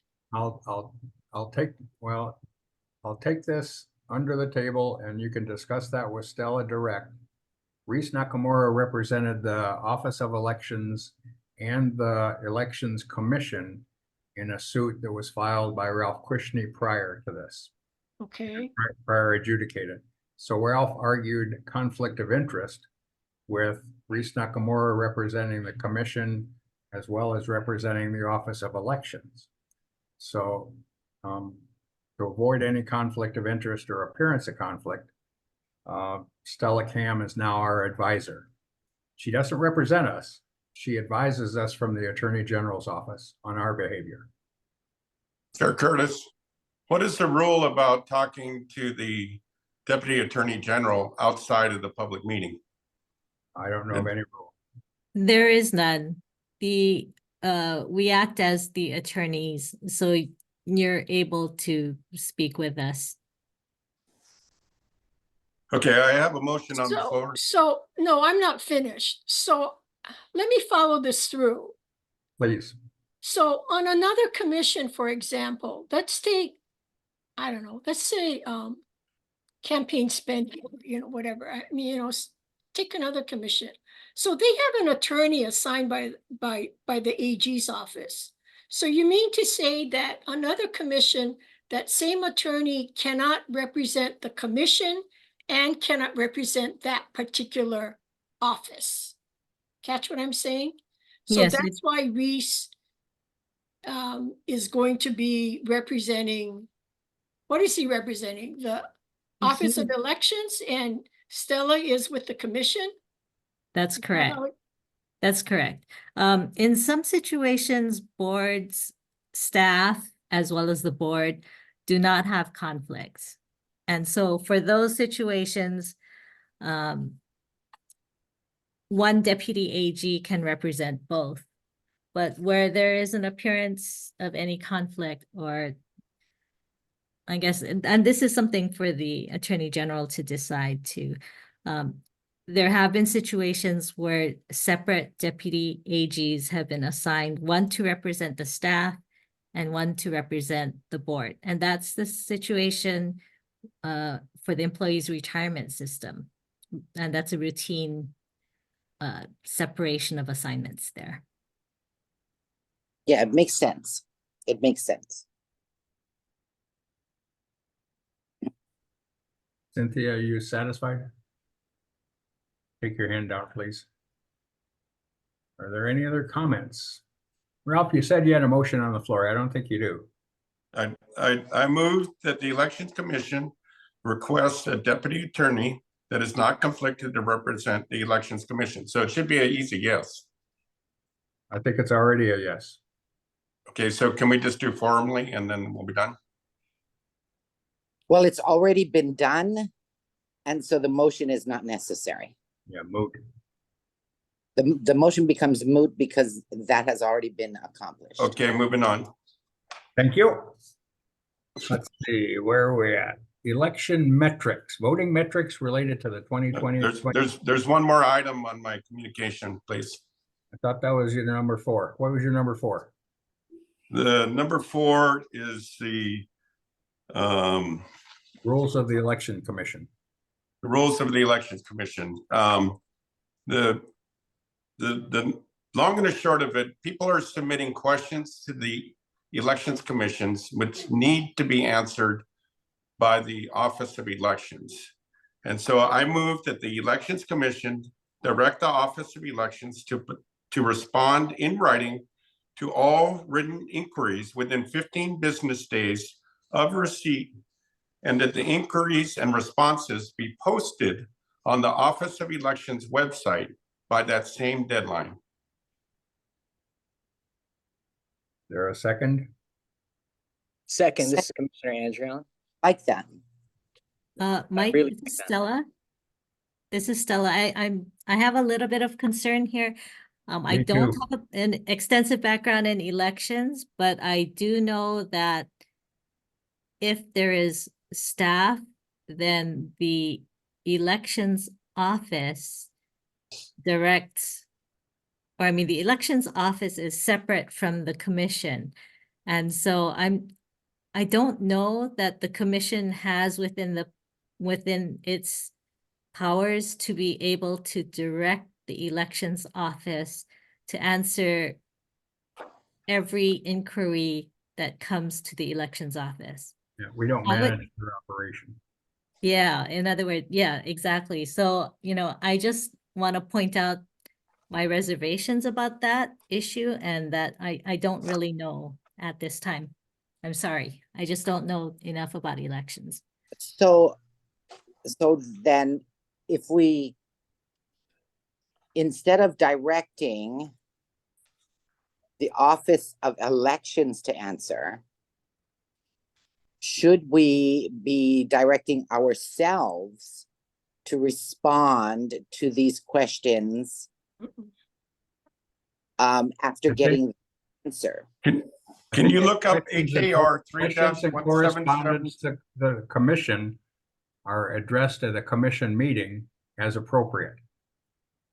Incidental notes to the Office of Elections are beyond our purview.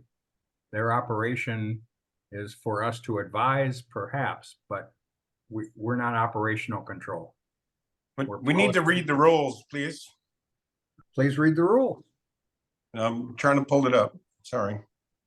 So it's HAR 3-17045, 4 and 5.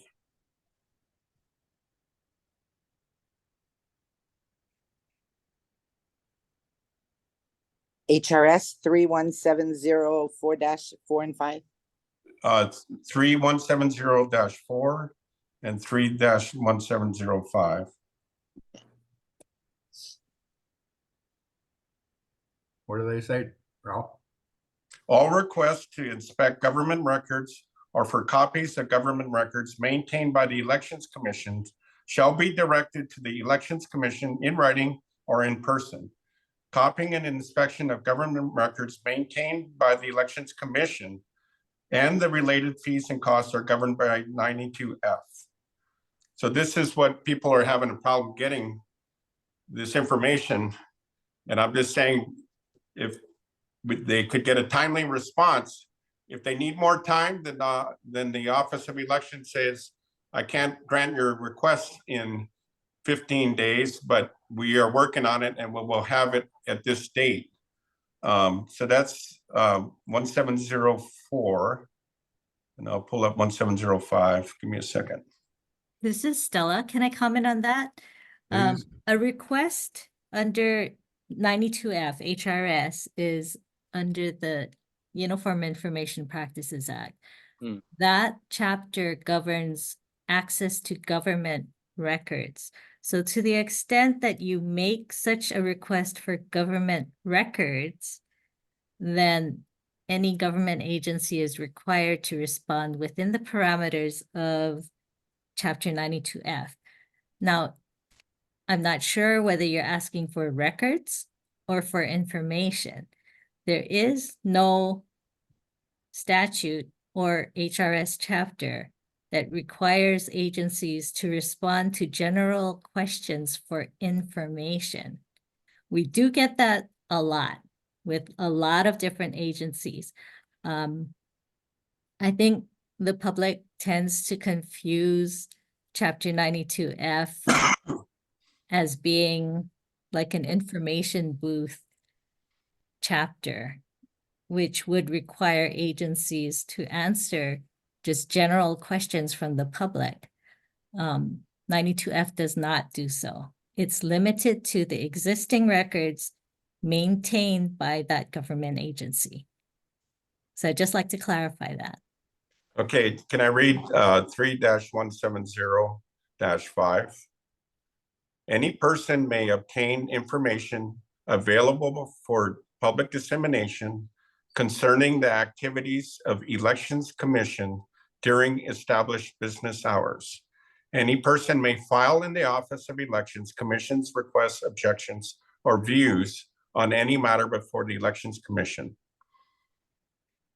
Again, that sentence that you first read, that implies that that is information that the agency maintains as a government record. That's like agenda and minutes. Correct.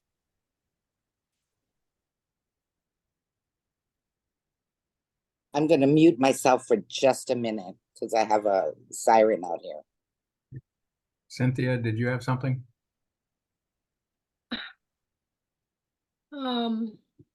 Okay, so this 3-17-5, Ralph, is that HAR?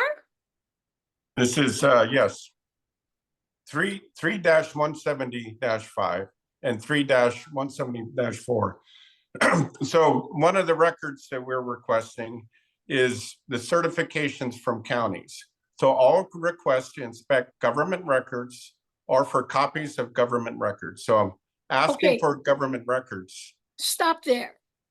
What do we as a commission have in terms of documents and records other than our minutes and our agendas and whatever reports come to us. And the So let me read this again and I'll answer your question. All requests to inspect government records or for copies of government records maintained by the Elections Commission shall be directed to the Elections Commission. And So that's where us. do we go? To the Well, that's elections us. office, right? And our records are all online, available immediately right now. Because So the the ele- commission's records are all posted online and available online to anybody that wants to look. So those are election commission records. That's us. Dylan, you had something? No, wait. I'm sorry. sorry. So what exactly is Ralph asking for? He's asking for stuff that the elections office has under their purview, not us as the commission. Am That's I correct. not? He's saying that the Office of Elections receives inquiries and they're not as responsive as Ralph would like them to be. So giving a government record, I'll give you an example. We would like the county certifications of their elections. There was a discussion that the counties certify their elections, and there's no way for me to get it or the public to get it because we just get stonewalled at the Office of Elections. So we need, these documents should be readily available. If the counties are certifying their elections, they would certainly send that to the Office of Elections prior to the Office of Elections certifying the overall election. But they're nowhere to be found. And how do we find these documents and how do we get them? That's the question that I'm trying to get to, is that the public is asking for this information and they get stonewalled. And I would like the Elections Commission to get involved with this and help provide this information. And in addition to that, post these items on the website because they're not on the website. So you don't get people asking for the same thing multiple times. Once it's posted, people can look it up. And then the Office of Elections can say that was posted on November 10th. Look it up. It's right there. And then that'll save a lot of time and money to fulfill these requests. But we're just trying to see how the overall election is certified. And we can't get the information. So how do we get the information? How does the public get the information? Well, then I guess my question is, what is documents? What Government exactly are records you would be- requesting?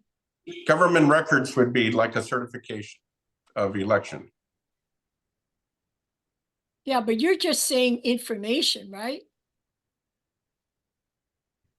I'm saying requests in accordance with 374, 3-70-4 and 3-170.5.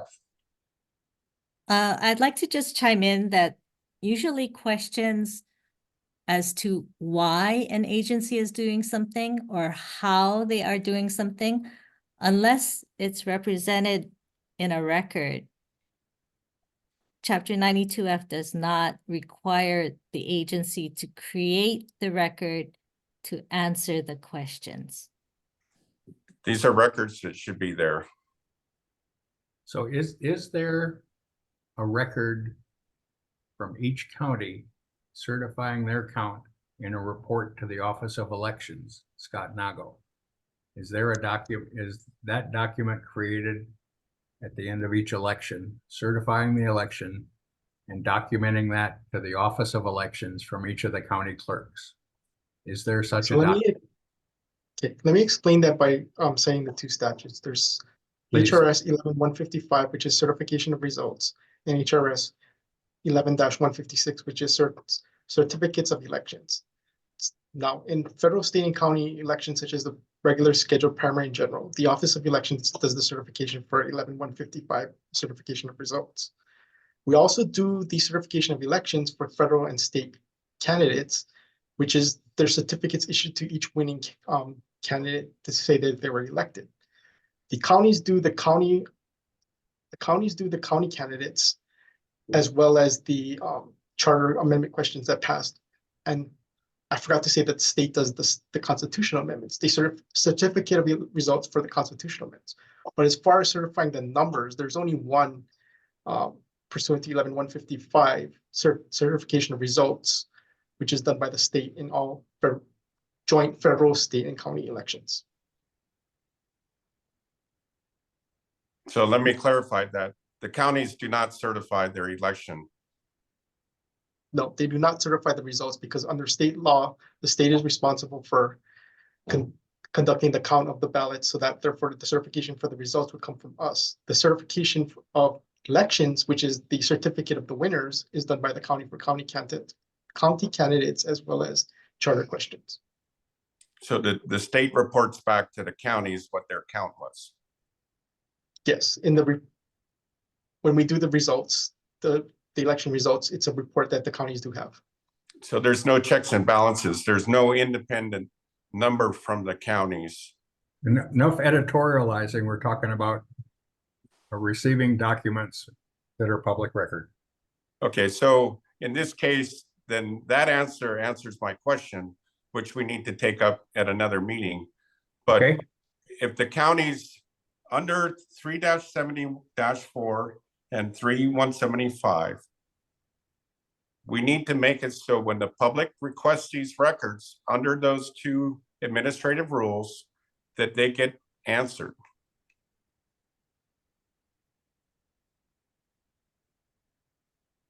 Those documents are available, Scott, and published somewhere? Those, so 3-170-4 and 3-170-5 relates to all government records maintained by the commission. So I believe, like you said, the minutes, the agendas, the testimonies, all posted online currently. Sure, if I may.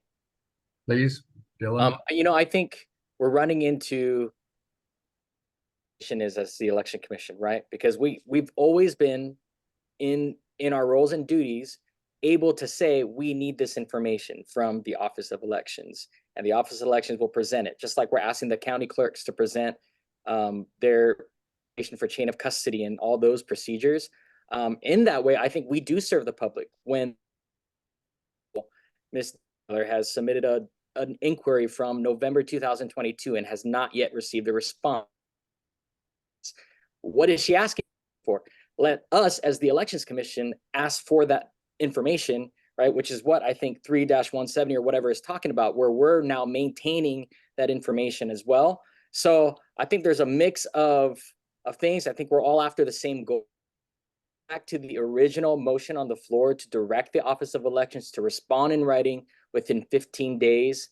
Yeah, I don't know. Stella gave us insight that might not be possible.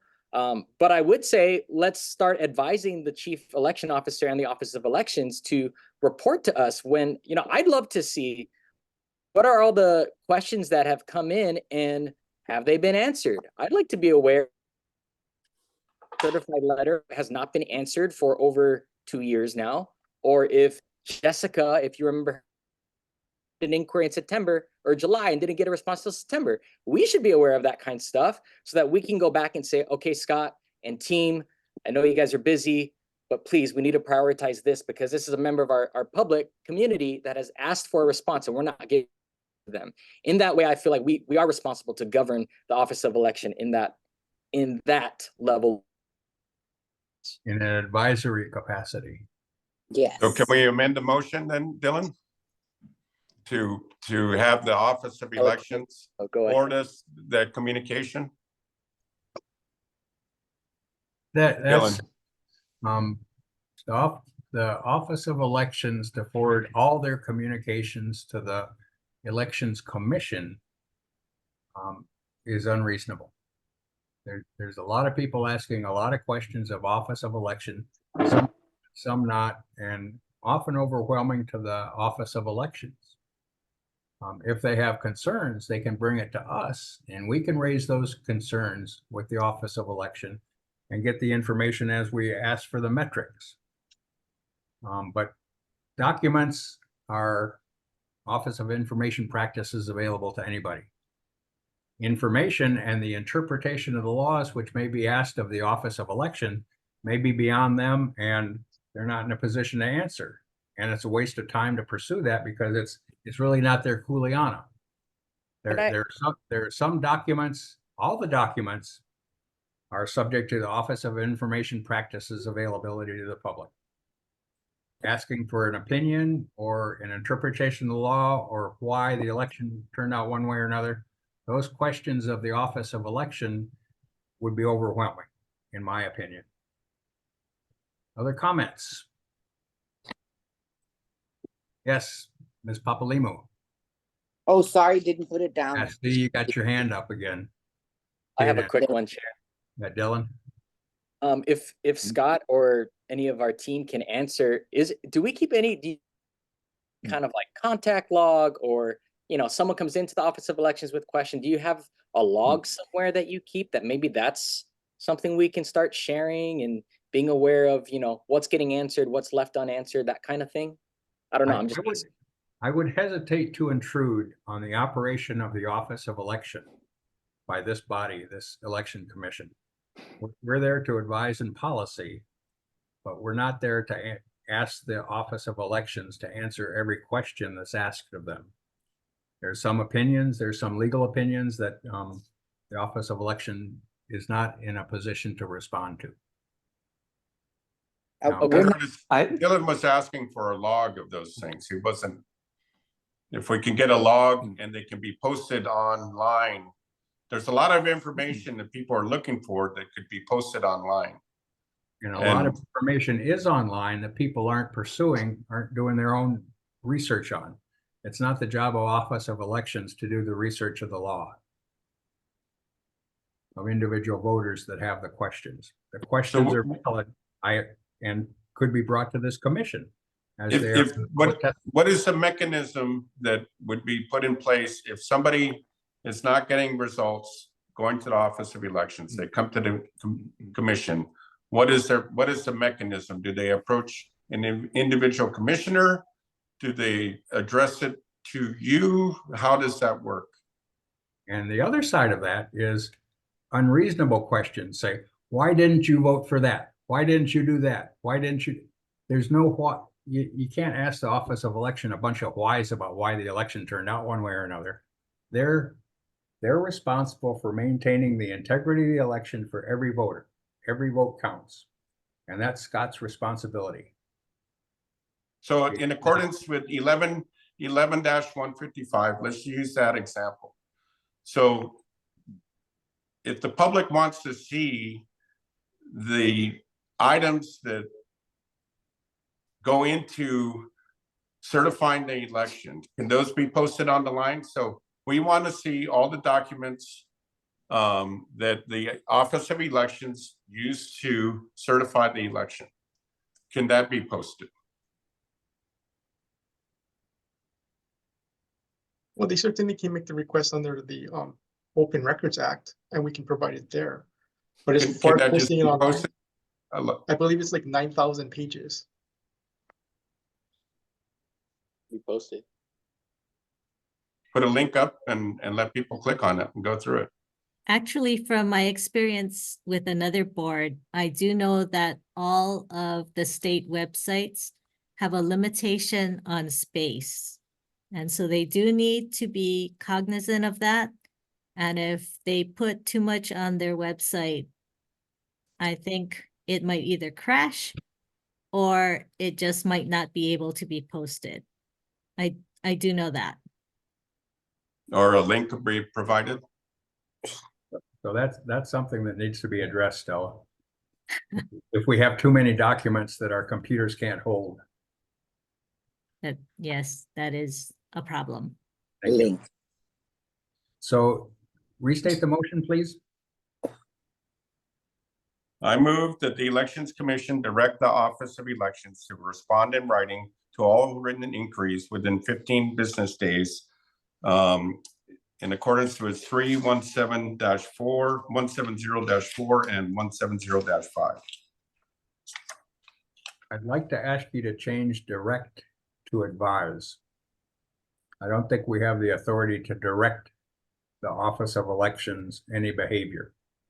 I think it's our role to advise, and I would ask that direct be changed to advise in the motion. Okay. Oh, and further, I was just wondering, is there a time period for that, or is that forever, like any inquiries from the time the office was created? Well, the inquiries could be answered. So whether they're doing research or whatever the reason is, the issue that people are having is there's no response at all. No communication. But can you Right. put a time period on that? Because 14 you know- days. No. What I meant was the Office of Elections needs to know what time period are you looking at? Is it the past year? Is it the past 2 years? Well, it should be like the rolls wait for 2 general elections, right?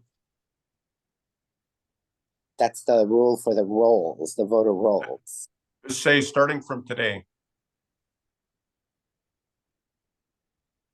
So, and it would be our advice rather than direction. We don't have the authority to direct the Office of Elections. It's our authority to advise them. So the motion is to advise the Office of Elections to respond within 14 days to any inquiry, at least 7 days prior to our next commission meeting. Is that correct? Chair, I had a quick question, and Please, for Ralph too, perhaps. But I thought we were having a discussion about the requirement for the office to respond to any or all inquiries. I thought there was an issue with that. Perhaps maybe Stella could clarify. So if there's questions like, how come you didn't vote for my candidate? Then the Office of Elections should say, we don't answer these questions and reply to them. If there's questions that you think are frivolous, just give an answer so that that person knows that the correspondence was received and we don't answer this because it's a question for an attorney or whatever it may be. Just answer something so it doesn't stay in Never Never Land. Right, and acknowledge that their question was received and heard, and if it can't be answered, perhaps let them know why it can't be answered. Yes. Okay. That would be a good business practice, and right. I think this commission should advise the Office of Elections that that's a good business practice and pursue that behavior.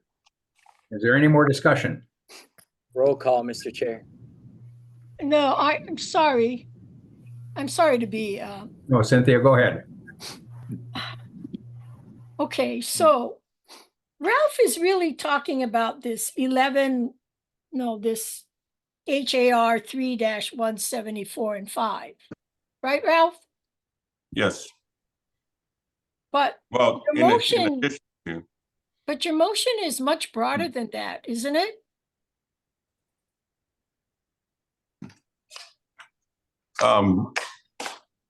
The motion as stated is much broader than addressing the 9,000 pages that Scott was talking about. Because if that's the case, I don't know if I'm gonna, I don't think I'm gonna vote for the motion. I think it's too broad. Because it's whatever that's being funneled through the commission, right? Not the Office of Elections, because they got their own thing going on, right? People complaining, whatever. Am I so wrong? people are asking the Office of Elections questions and they're not receiving responses. That's them. This is the commission. The commission advises the Office of Elections. So I get the advice, right? But I don't know, to me, it's got to be much more controlled. Defined, yeah. Defined, thank you. It's too broad. I'm voting no. Is there any other discussion? I do. Yes, Ms. Aquino. I think Stella was referring to, as far as time element, I think she was referring to researching, like going back 2 years instead of 10 years. Right. I think the Correct. the inquiry should be limited to more current questions instead of Two going back years, to many, many years of 2 years. documents. If I understand Stella. Yes, that was my understanding, and I think Ralph revised it to say going forward that the commission would advise the Office of Elections to provide some kind of response to inquiries the Office of Elections receives. Yes. Is there any more discussion? That still gives the office latitude to make its own decisions on whether or not to respond, right? We're just advising. Absolutely, we're And I not. think, we're Chair, not- can Best No. practice. can I just ask, I mean, we'd even ask Scott, maybe there's already a internal, memo or protocol Or- on the response times. I'm just thinking, like, I've worked for hotels where thousands of emails come in, and I've directed my employees, like, we're gonna answer each and every one of them. And so how much more should our Office of Elections carry that high standard, especially if we're serving the public? And so, Scott, I know you feel the same way, but is there already something in place where we're, engaged with the employees to make sure we're responding to things? Yeah, so we have a rule where we want to respond generally within 48 hours. However, the issue we have is when the same question, when inquiries don't get the response they want, the answer doesn't exist, and that's where we run into a lot of the problems. Thank So you. can we post the question and answers on the website? We can address the motion on the floor. Anybody want to discuss the motion on the floor before the vote? I'm gonna vote for it because Scott's already got a 48-hour thing in place, so. Yeah, that's better than 15 days. I like that. So all those in favor of the motion say aye. Aye. Aye. All those opposed? Nay. Aye. So we got two No. noes. Who knows? Yeah. We have two noes and what?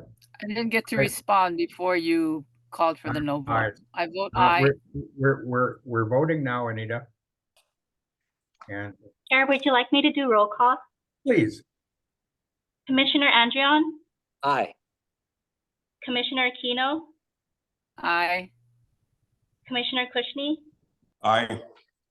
Commissioner Kiguchi, Aye. Commissioner Kawada excused, Commissioner McAdam, Nay. Commissioner Papalimu, Aye. and Commissioner Takenaka. No. Chair Curtis, aye. motion passes, Chair. Motion carries. Thank you very much. On to election metrics. Is there any discussion from the commissioners on election metrics? I have, I would like to say something just because I receive all of this in email and I don't have a printer. The metrics were really hard to follow. It could have been, I think it would have been so much easier for us to see and understand if that would have been in a long Excel sheet. I like delimited data files.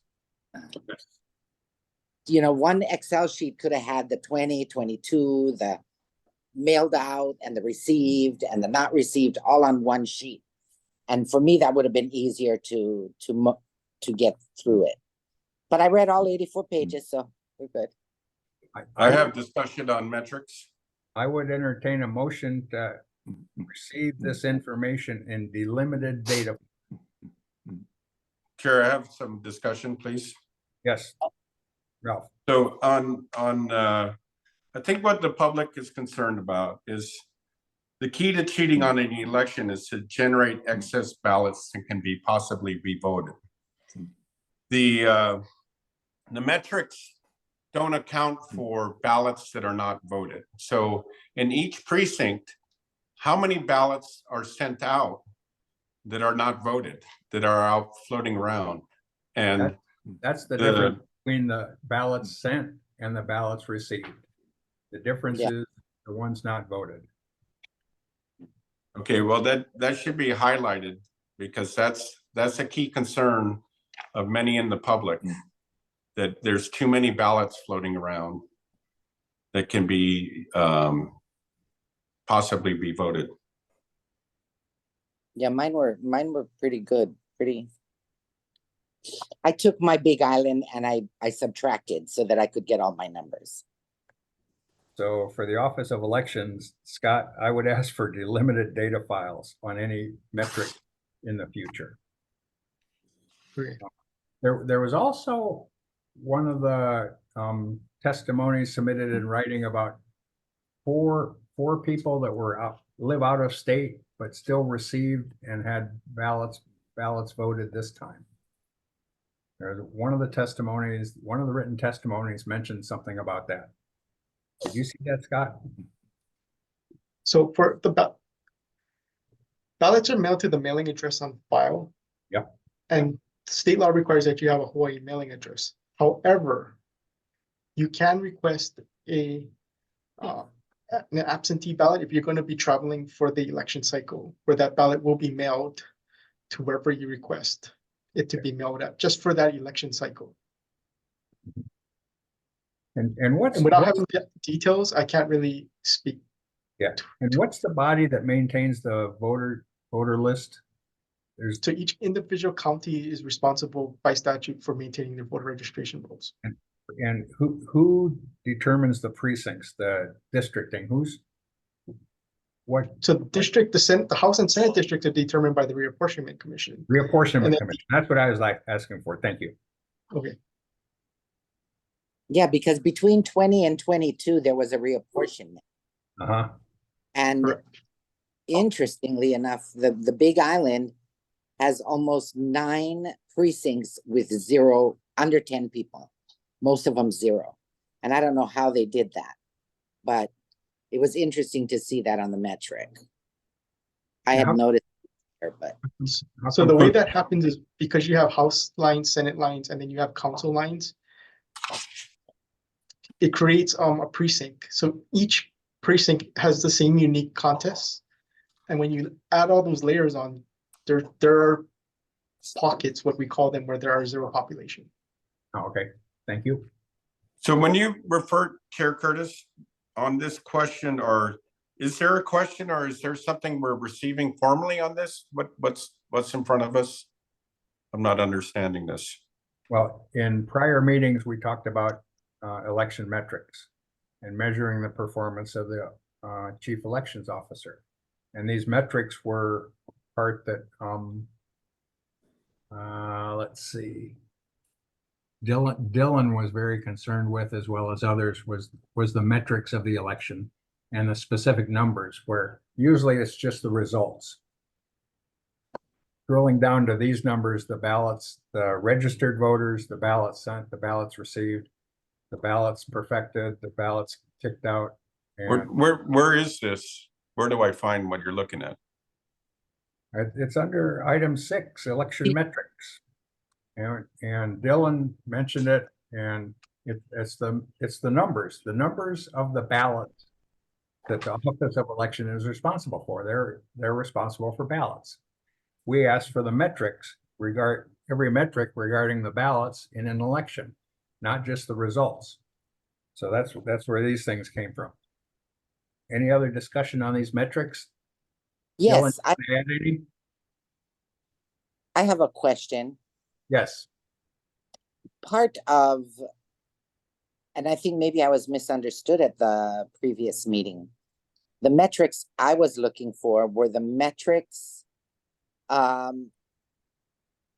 responding to the Office of Elections chief and performance-wise metrics. How much did we spend on the election? What did we get for that? How many volunteers did we have? How much did we pay for staffing during the elections in the last, comparable last 3 elections? Because we've lost so many voters. And I wanted to find out if we're paying more per vote. And so these were the metrics of performance. I wasn't looking for the metrics of the vote. We talked about both, Commissioner. Two separate. I'm sorry? We talked about both, having both metrics for the next meeting. So I was for those Yeah. metrics in order to make a determination on performance. Because I don't see those metrics where it shows that we saved money. It shows that we had to use less staffing. It shows that, you know, more people mailed in those ballots because they didn't have to drive or they didn't have to take the day off, etc. So that's what I was looking for. The metrics that showed the job was being done better because of all these new things that have been brought into law. Yeah. And because I learned today that Mr. Nago is working with legislation for the Office of Elections. So now you're making bills for your job. So how is that affecting the performance? And are we really getting the bang for our buck? Is it really turning out more people? Is the performance incentivizing people to go to the polls or to mail in their ballots? So that's what I was looking for, but I did appreciate the report. Sure. Scott, you can send us the budgets. I've seen those before, and I think we've all passed over those before. But I think Scott does estimated costs of different things as he presents them to the legislature and reports to us. Dylan. Yeah, I just want to encourage my colleague. I think we'll have those metrics discussed in our deliberations in executive session. Although, again, I'm in favor of doing that in open session. Okay. But also the good news is, Commissioner, we have had great public testimony that have given us all the data we're looking for when it comes to metrics on voter turnout, on the cost of elections, on those specific things. So happy to getting most of my information and share. Yeah, that's all. Thanks, Chair. Scott, you want to chime in? No. Okay. So as far as cost, I would refer this commission to the report that we did submit to the legislature regarding the implementation of elections by mail. It is in that report. Yep. That's where I wasn't a commissioner at the time, so I did not receive that. If somebody could get that to me, I'd love it. So that was voted on to come up in the next meeting? But we can send it to you, so I'll forward it to you, Commissioner. Thank you. I agree with Commissioner Papalimo. I am new to the board also, and I'd appreciate getting information going back. I can send to both of you. Thank you. Is there any other discussion on election metrics? Chair Curtis, yes. So what are we getting out of this item right now? What are we accomplishing? We got a 98-page report from Scott Nago on including number of registered voters, ballots mailed, ballots returned counted, ballots returned deficient, et cetera, et cetera, et cetera. So that was the report that was given to us on Friday afternoon? Believe so, yes. Okay, I move to defer action on this item until the next meeting so that we have time to study it. We'll carry election metrics over to the next meeting, including some of the financials. Any other discussion? On to voted ballot security. I would ask the county clerks to chime in on this one, assuring us that our voted ballots are secure. So Chair, I just want to add that that report that we did prepare, which goes into the election security, was actually, it is a joint report worked on by the Office of Elections as well as the county clerks. Okay, would you like to report on that then? Voted ballot security. So we do have our procedures for election security, but what the biggest takeaway I want everybody to know is that the election security works in totality. So when you take apart or when you look at each individual piece individually, it may not seem secure, but it's when you put all the layers upon layers and it works as one that we do have the election security.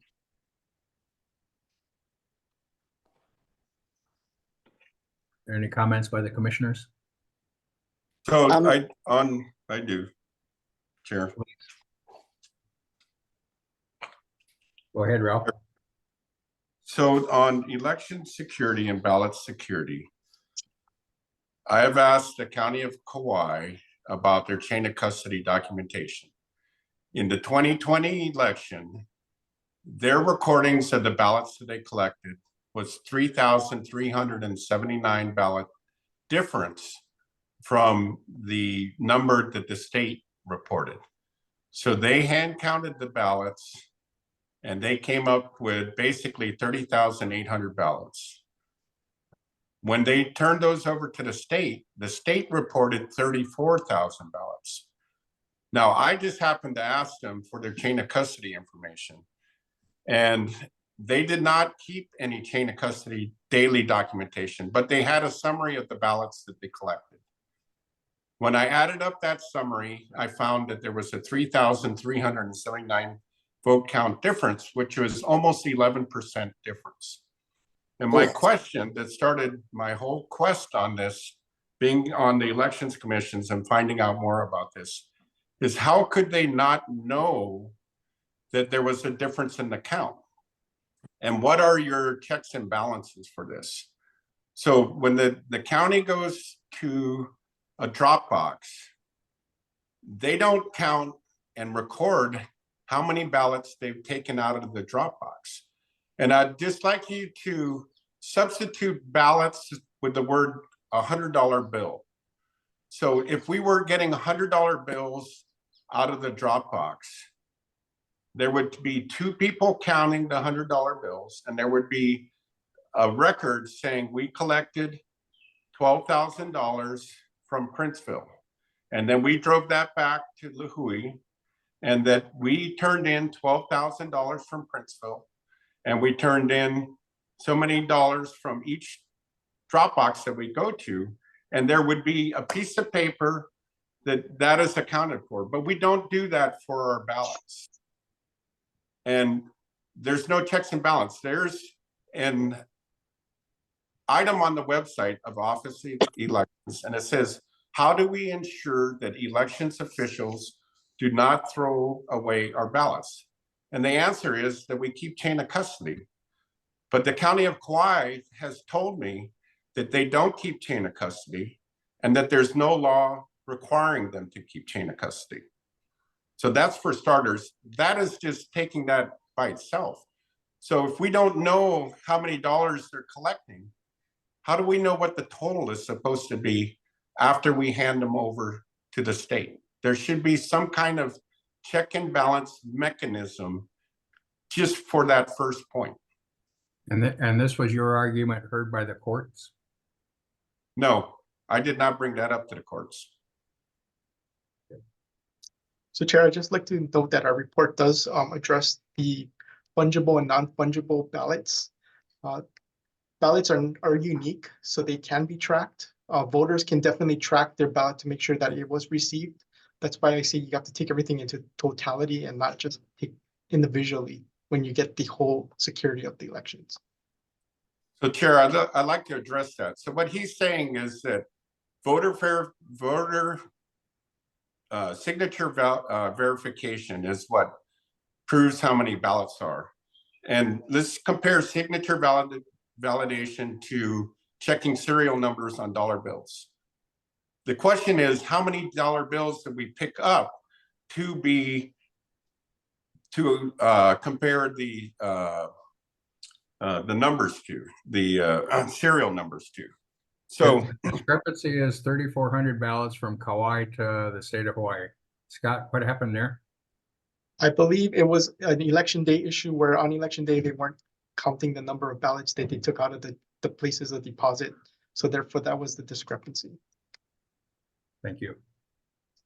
Okay, that if you talk to the County of Kauai, they added the number of ballots every single day And that was their total number of ballots. And that can't just be shooed under the rug like that. That's a big deal.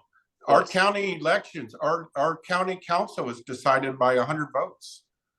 And if we don't have an accounting for ballots, there needs to be a process to get from the drop box to the office on how many ballots were collected. There's no process right now. Dylan. Yeah, I just want to say, so this, I mean, this is all going back to chain of custody, and we voted last time and the motion didn't pass on investigation. And I think it was because we wanted to hear from the counties first. And I know that that's what the chair is suggesting we're doing now because the motion passed in the March meeting. But if Scott is saying that their response is already provided in that report, implementation by mail report. No, not that report, the report that you received on Friday.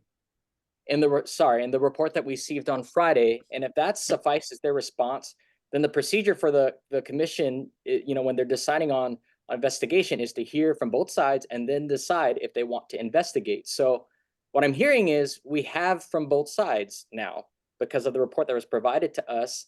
And so in that, I think we're on the right track. I would like to make the motion to investigate on chain of custody.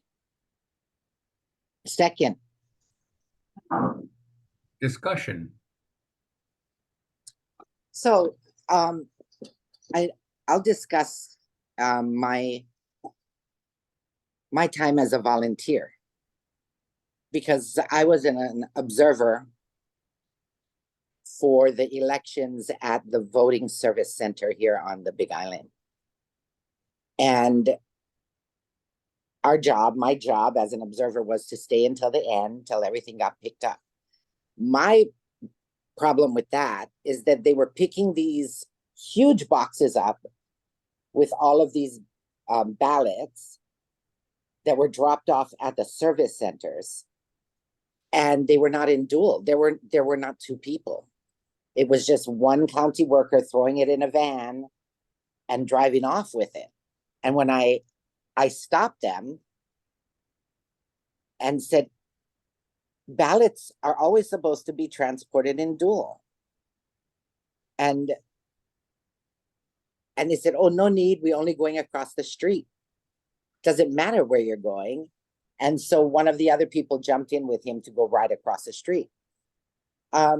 And so I don't know if counties are just making up their own rules, and I'm concerned now with all this training that Maui is getting. Are they being trained appropriately and correctly on what the rules are? The law. Every county gets that training, not just Maui.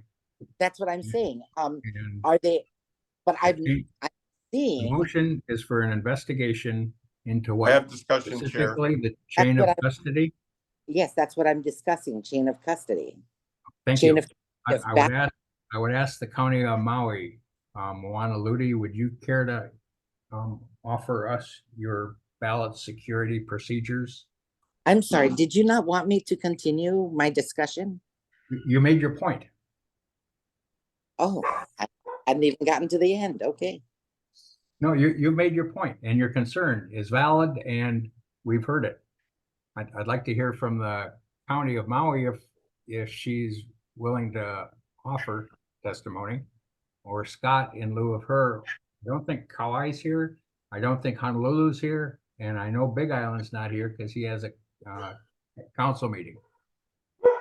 We have Maui's county attorney, if she'd like to offer like reassurances that the chain of custody is being honored. Moana, can you offer anything? Nope. Thank you, Chair.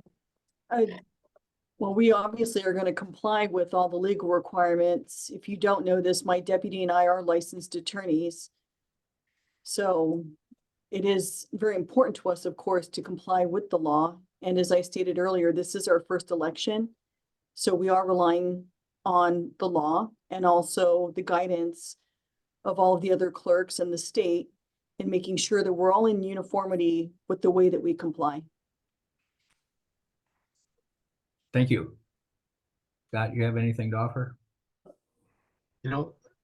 I have So the issue, discussion, Chair. I'm asking Scott first.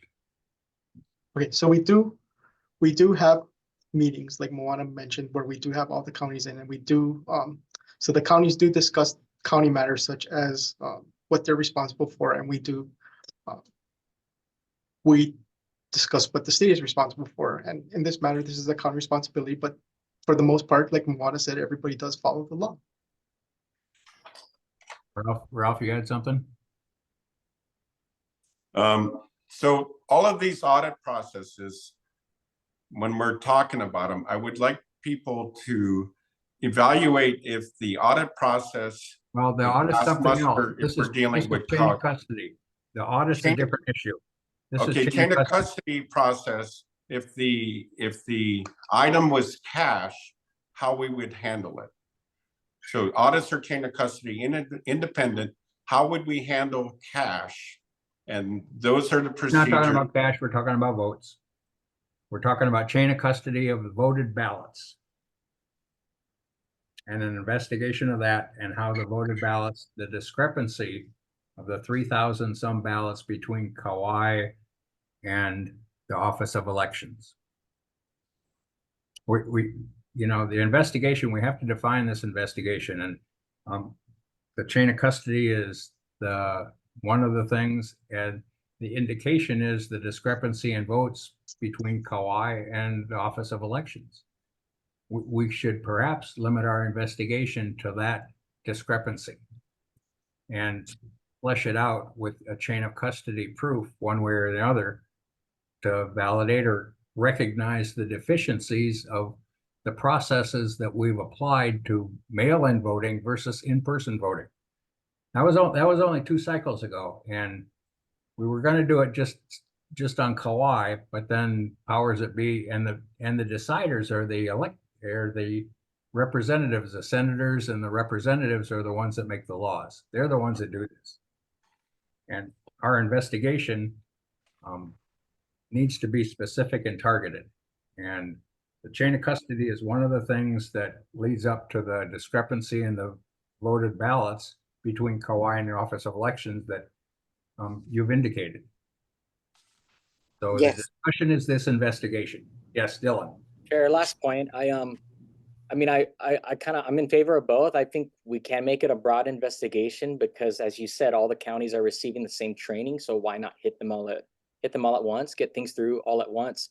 Although if the other commissioners are more favorable towards a targeted investigation, I just want to get an investigation done. That's what we're here for. I think it serves the public well. And I hope my fellow commissioners will vote for this motion. But I'd sure like to hear from Commissioner Takenaka, Kikuchi, McAdams. Are you feeling inclined towards an investigation if it were more targeted? Wait. No. This discussion is in favor of the investigation or against it. You're not asking opinions now. I want statements by the commissioners for or against the investigation. Right. Yes. For or against the investigation. Thank you. So let's streamline it to ask. Cynthia, you had something to say? I don't like the broad investigation. So if it's this particular motion, I'm going to vote no. If you target it more, I'll consider that. But right now, nuh-uh. I don't think it's necessary right now. Not for all 4 counties. And this is what, February, before we know, I mean, they've got enough work to do for the primary election and the general election. I mean, I don't even know if Kauai can handle what you guys are looking at. Maybe they can. I don't know, the process of how all of that goes, but it's tough working these days. So, you don't want to lose workers either along the way. But no, I'm going to vote down on this general broad investigation thingy. Anybody else speaking against the motion? Yes, I tend to agree with Cynthia here. I know what happened in Kauai has been a bone of contention by some of the public discourse that we've had. And I think it's worth looking into, but I don't think a broad investigation with all counties is justified at this point, quite frankly. And I think that were we to look at Kauai, I think it should be very specific to that instance only. But those are my thoughts. Thank you. Somebody in favor of the motion? Yes, Chair, can I be recognized? Yes, Ralph. I ask that we investigate the laws on the books and that we find out if the counties are following the law or not. It's HAR 3-177453 and HAR 3-17761. I think that's broadening the request for an investigation. Do we have a motion on the floor? Right, you cannot have a second motion without, we're in debate on the first motion. Yeah. You cannot make another motion while you're already in debate, in discussion for a motion. You can amend your motion. Thank you, that's correct. So I think I'm the original maker of the motion. You are. I'm mistaken. And, So and can- what was could I- that, and what was that motion, Dylan? It was just to investigate chain of custody. That was my simple motion, but after hearing from my fellow colleagues, I'd love for them to be a part of this. So I'd like to amend the motion. You to- can't. It belongs to the commission now. Okay, sure. Oh, I move no. to amend the motion. I'm sorry, point of information. Yes. The chair can allow him to make a friendly amendment. I can entertain an amendment to the motion. Right, correct. The motion's on the floor. It belongs to the commission and cannot be changed other than amendment by the commission. Dylan? I move to make an We're amendment. gonna make an amendment? Yes, Ralph. I move to make an amendment to specify that we're going to investigate if HAR 3-177453 and HAR 3-177-61 are being followed. No, that is. And what specifically are those? There's a chain of custody laws, so that are on the books. So the first one is 3-177453, accountability and security of ballots. 3-177-61 is security of ballots and election supplies. So that's the extent of the investigation. Yes, And that's an amendment to your motion, Dylan? Right. Ralph, can you add to that specifically for Kauai County? I'd like to ask all the counties, all they have to do is provide us documentation that they're doing it. It's pretty easy in my mind. It's So- not an extensive, they should have all of these things on file and they can just forward them to us and we can take a look at it and decide if they're doing it or not. And is there a second to the amendment to the motion? The amendment dies for a lack of a second. The I original. second it. I second it. You can't second it. Oh, No, Dylan made the motion. He was making an No. amendment. Ralph But was you need to making second an properly. amendment to the original motion. Dylan's motion stands. The amendment dies for lack of a second. I'd like Oh. to amend my motion. And the amendment is to investigate that HAR 3-177-453 and HAR 3-177-61 are being followed as it relates to Kauai County's election. And guys, I'm I second the motion. get things passed. The amendment's been moved and seconded. I don't think we need discussion. I'd like to call for a roll call vote on the amendment to the motion. I got a question before you call roll. Yeah?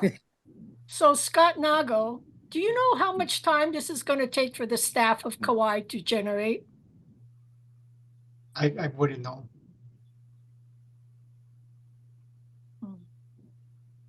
So I'm going to call for a roll call on the amendment to the motion. Please. Commissioner Andrion, Aye. Commissioner Aquino, Aye. Commissioner Kushney, Aye. Commissioner Kiguchi, No. Commissioner Kawada excused, Commissioner McAdam, No. Commissioner Papalimu, Aye. Commissioner Takenaka, No. Chair Curtis, No. The amendment dies. Back to the original motion of investigating the chain of custody. Is there any other discussion?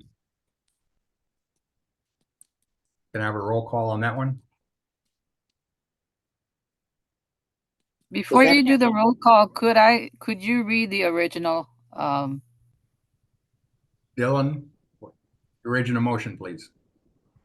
The original motion was to investigate on chain of custody. That was the motion. I would call for the roll call now. Commissioner Andrion, Aye. Commissioner Aquino, Aye. Commissioner Kushney, Aye. Commissioner Kikuchi, No. Commissioner Kawada excused, Commissioner McAdam, No. Commissioner Papalimu, Aye. Commissioner Takenaka, No. Chair Curtis. I would vote no again. So on to Electronic Registration Information Center. We received the Senate bills received all kinds of negative responses. There were 2 positive responses that I saw. One from Chief Election Officer supporting becoming a member of this nonprofit, non-governmental service. And the other one was young Republicans voted in favor, testified in favor of these Senate bills. Eric is what we'll call it. And that's everybody, does everybody know what Eric is? No. Chair, before you proceed, did that motion pass or die? No, it died. All right, thank you. Eric, Scott, would you tell us what Eric is, please? So ERIC is a nationwide file sharing system where if a voter moves from Hawaii and re-registers in another state, and that state is participating in ERIC, that we in Hawaii will be notified of that so we can take the proper steps to remove the voter. So it's basically a nationwide file sharing. Currently, you don't have that unless the voter fills out the voter registration form that they were registered in another state, but that's incumbent upon the voter to actually fill out. So ERIC automatically does it if they re-register or they apply for a driver's license. So that's an automatic data sharing hub operated by a nonprofit, non-governmental agency that governments contract with to share data and to correct their voter rolls, because there may be one voter registered in Hawaii and a same voter registered in California, making one of those registrations invalid. So that's the whole purpose of this. The other side of that is, go ahead, Scott. So when we did testify in support, our basic testimony was it was just another tool for us to use to maintain the voter rolls. Thank you. Just to make that clarification. I have some other questions, Scott. Sure. Please. Do we know the organizations, the nonprofit organizations that own this? I believe it's ERIC, the electronic. Electronic the foundation that Registration runs it. Information Center, Inc., their corporation, a nonprofit corporation for the sake of sharing data. And it's a lot of data that I don't think is secure, but that's just me. I have a question, Chair. Ralph. Oh, I'm sorry. I'm still asking question. My second question is, how many states are doing this? My understanding was 22. And our state legislature has decided not to do it. No, they introduced the bill to join ERIC. I think it's being considered now in our it's being- legislature actively. And so what are we doing then? Well, we're going to see if we want to take a position one way or another. And we can offer an opinion, or we could ignore it and go on to the next. Oh, I just, okay. I just thought we should talk about Eric, because it's a data sharing of voter registration rolls. Oh, that's a lot of, Between states, and a lot of information, indeed. and the way that people are getting hacked nowadays, all of these large corporations, that's a lot of information. Yeah, you can't guarantee the security. Yeah, that's, no. That's my perception. Are there any other commissioners that have questions? I do, Chair. I Yes, have a Ralph. comment. This is Ralph Commissioner Bushney Aquino. first, and then Anita. Thank you. Mr. Nago, right now, with the way we're currently mailing out ballots, over half of our ballots are not returned. We're talking we about join- Eric. We're talking about data sharing of our voter. I'm talking about Eric and what we're gonna gain. So what are we looking to gain if we sign up with Eric? Is this gonna make it so we have less ballots that are not being returned? Or are they gonna add more people to the voter rolls and we're gonna have more ballots that aren't returned? What are we looking for as a result? Because at the moment with our voter rolls the way they are, less than the half of the people return a ballot. So what is the gain of signing up with Eric? Eric has no influence on that whatsoever. Anita, you have a question? I was asking Scott Nago, please. And Chair. I was answering that I'm keeping us on the agenda. Eric is the agenda. It's not the number of voted ballots. Anita, you had a question about Eric. Yes, have the other commissioners looked at the testimony submitted by Corinne Solomon regarding Eric? Yes. Yes. And So- what was that testimony, Anita? Her testimony was that Eric would not be beneficial for us to get into based on metrics she has presented in her testimony. So That I testimony would is- be hesitant to get into utilizing Eric. So I believe she's talking about testimony regarding Senate Bill SB 2333 or 2240. You No. can look up the testimonies. Yes, Senate Bill 2240 and House Bill 1609, which is on Eric. Any And other this was comment? submitted, I believe, by Scott Nagle. The proposed bills. So No, we did not, the office did not propose that bill. No, he didn't propose it. I'm sorry, I didn't hear your response. The office did not propose those bills. But you testified on them though. Yes. I beg to differ because there's a whole bunch of correspondence I get that came from your office. Testimony towards the bill, Anita, similar to Ms. Solomon's testimony against the bill. I don't have the documents with me now, but I thought I came across bills that were introduced by your office. My question. No, we introduced two bills. Point of order, Mr. Chair. Yes, ma'am. This is not an actionable menu item, right? It's just information for us, right? It's actionable. We can offer an opinion on it if we'd like to. As a commission, we could vote that we support Eric or we oppose Eric. We could take an advisory position the way we did similarly to the response to correspondence to the Office of Elections. Would this commission like to take a position on Eric? If so, I would entertain a motion. I move to oppose. Is there a second? Second, this is Commissioner Andriano. Discussion? I think Dylan? I think Corinne's testimony is sufficient, and I hope every commissioner did read that testimony. She also submitted testimony back at our April 2023 meeting with suspicion that the grants that were given to us would be used for enrolling with Eric. And so I think everything she has stated in that testimony is substantiated, and it would be worth us making a stance as an election commission to oppose. Thank you, Chair. Other comments? Could we hear from Scott on that? Scott, please. You have offer your opinion, please.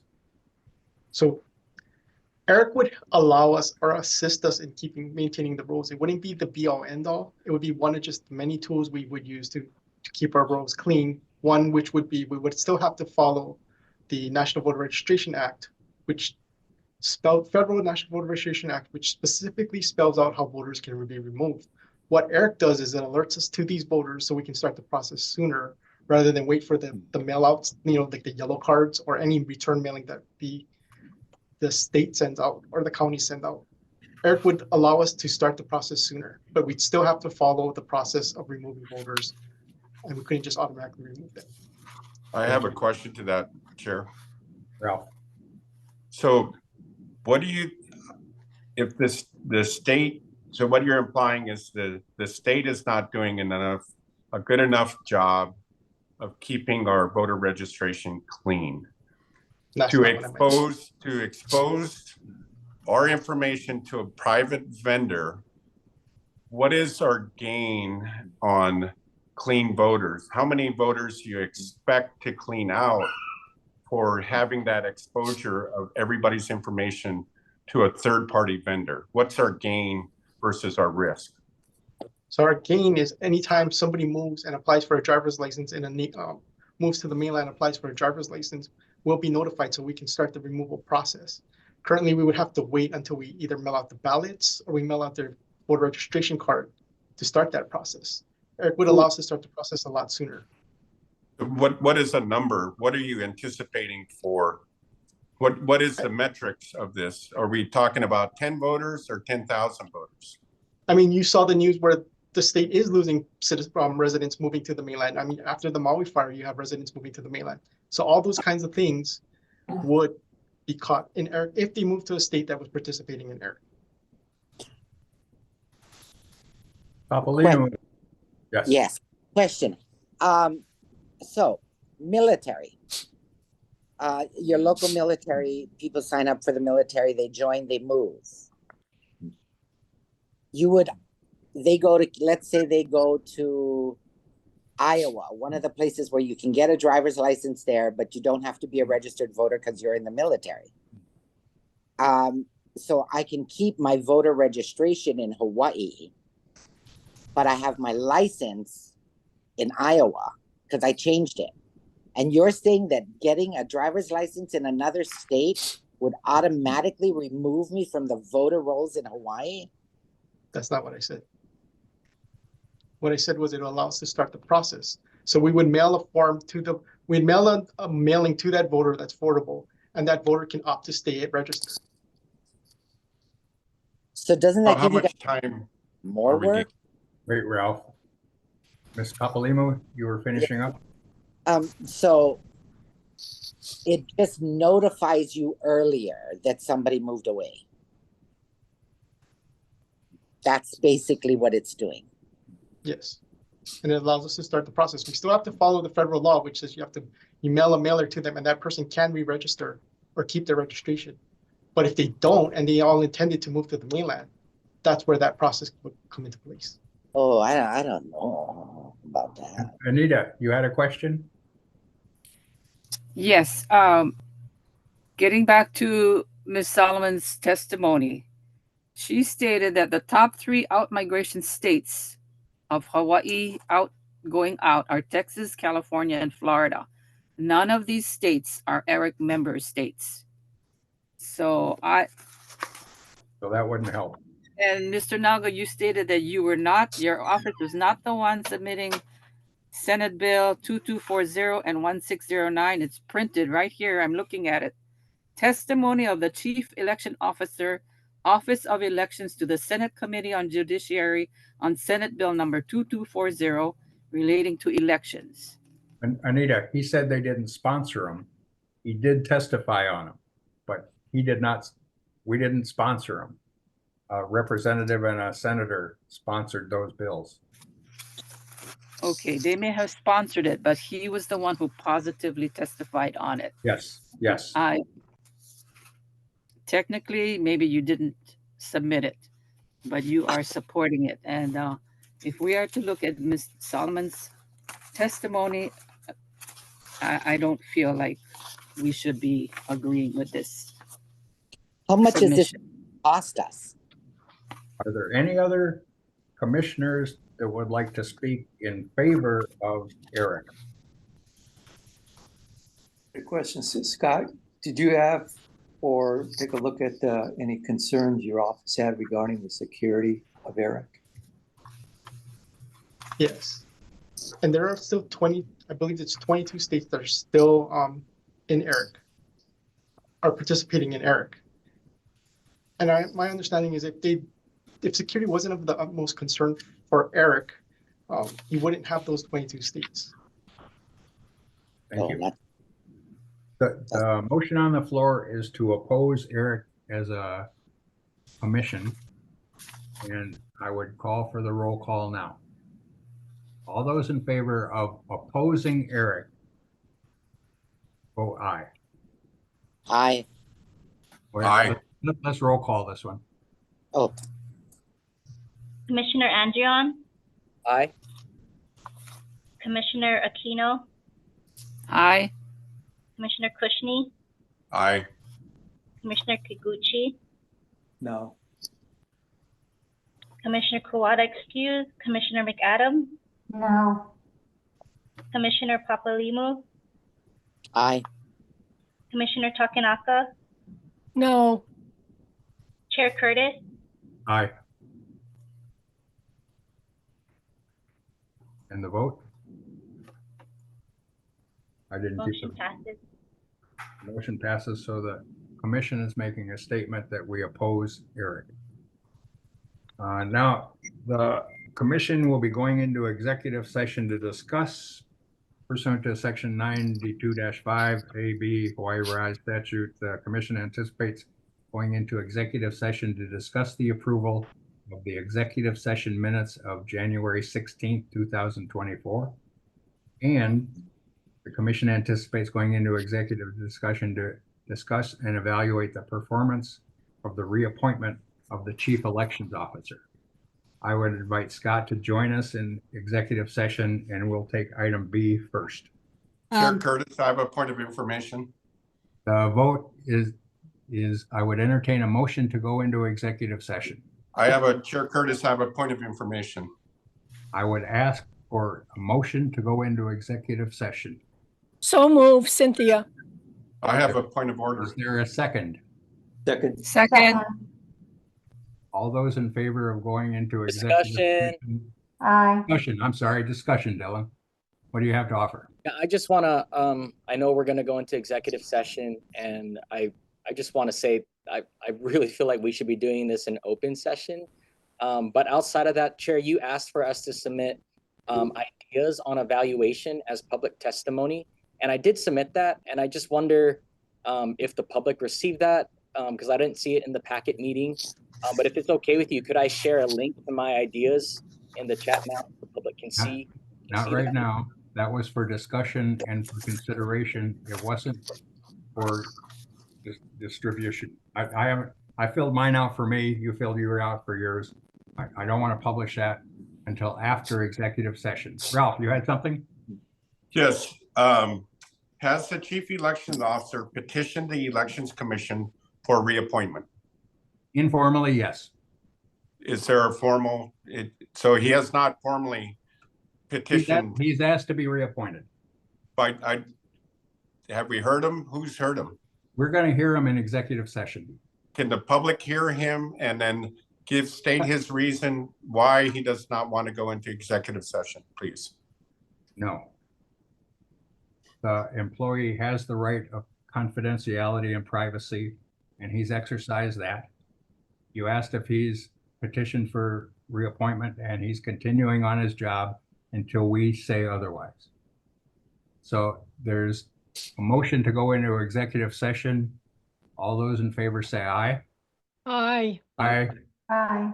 All opposed? Aye. Aye. So who says no, raise your hand. Oy. Okay, we're going into executive session. Could you please arrange that, Nettie? Yes, Chair, one moment, please.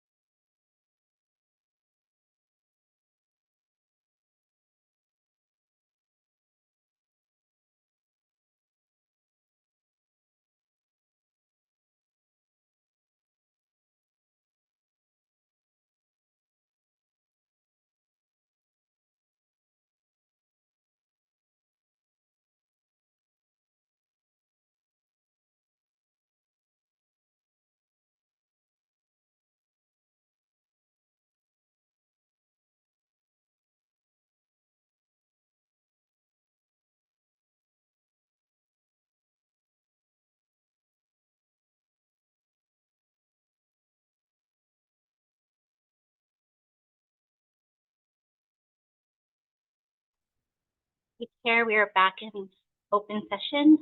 I will take roll call. Ned, I think he wanted to take a 5-minute break. Oh, I'm sorry.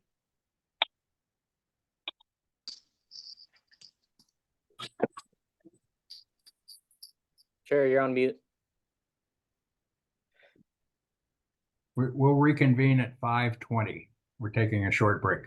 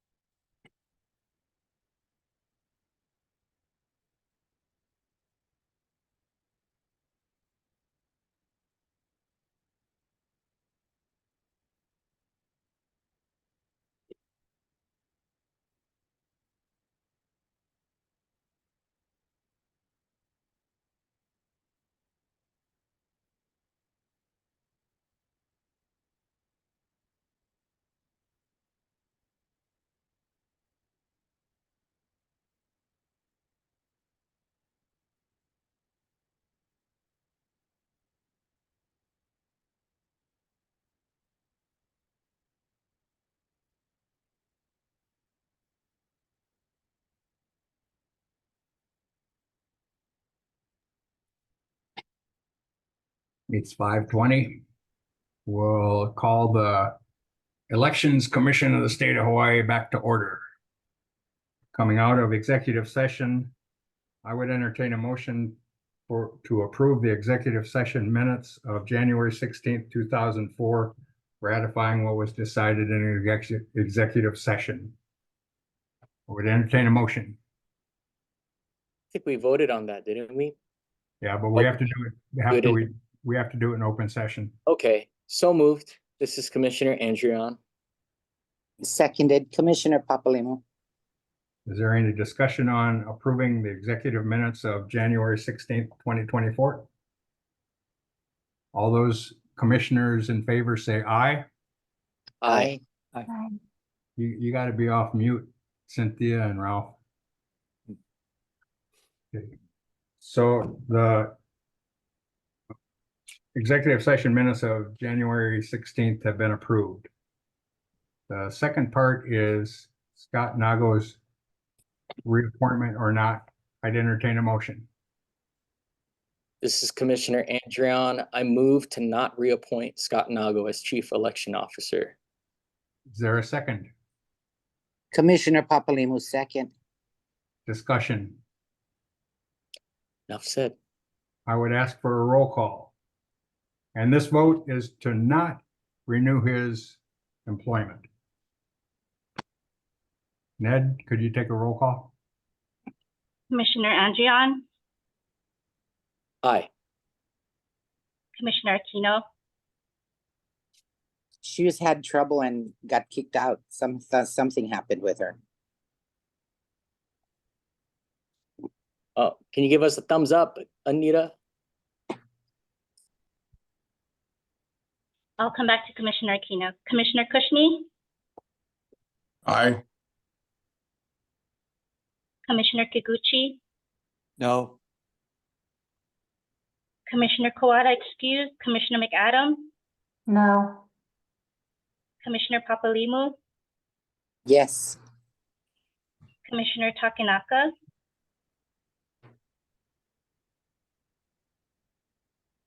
Commissioner Takenaka, you're unmute.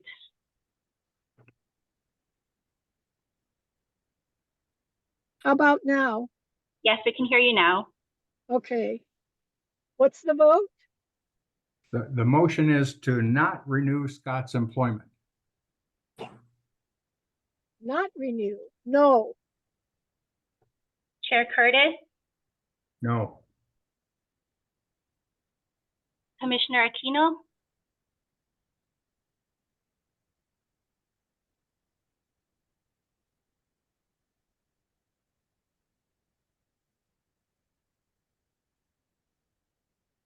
Anita, can you call in again?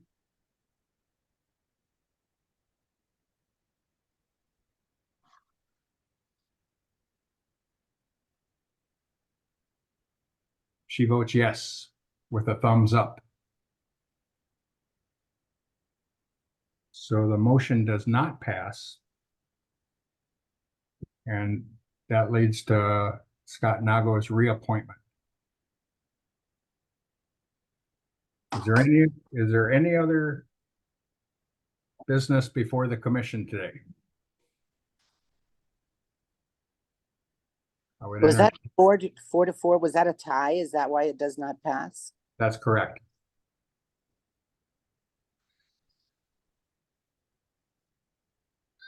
Is there any other business before the commission today? Chair, Dylan? I would just like to request to make sure that my public testimony is submitted for the public to see. Ned, can you add that to the package that would be attached to today's meeting? Here, I'd like a point of information. We were supposed to be voting on his reappointment, not on his not reappointment. That wasn't the motion. Okay, but we're in the agenda. That's how it was stated in the agenda. We need to stick, we need to stick to the agenda. And we need to vote on his appointment. Okay. Sure. Sorry, Ralph.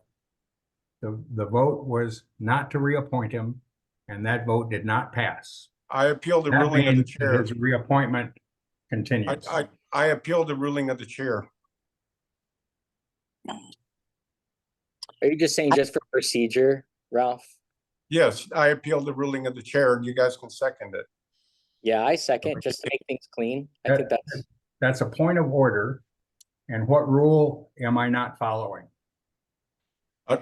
I'm just saying you made a rule that you made a ruling. We are in the vote to approve the executive session and we're to vote on the reappointment of the chief election officer. That wasn't So the motion. The motion was to not reappoint I him. know, but we did And that not, motion lost. we did not have a vote to change the agenda item.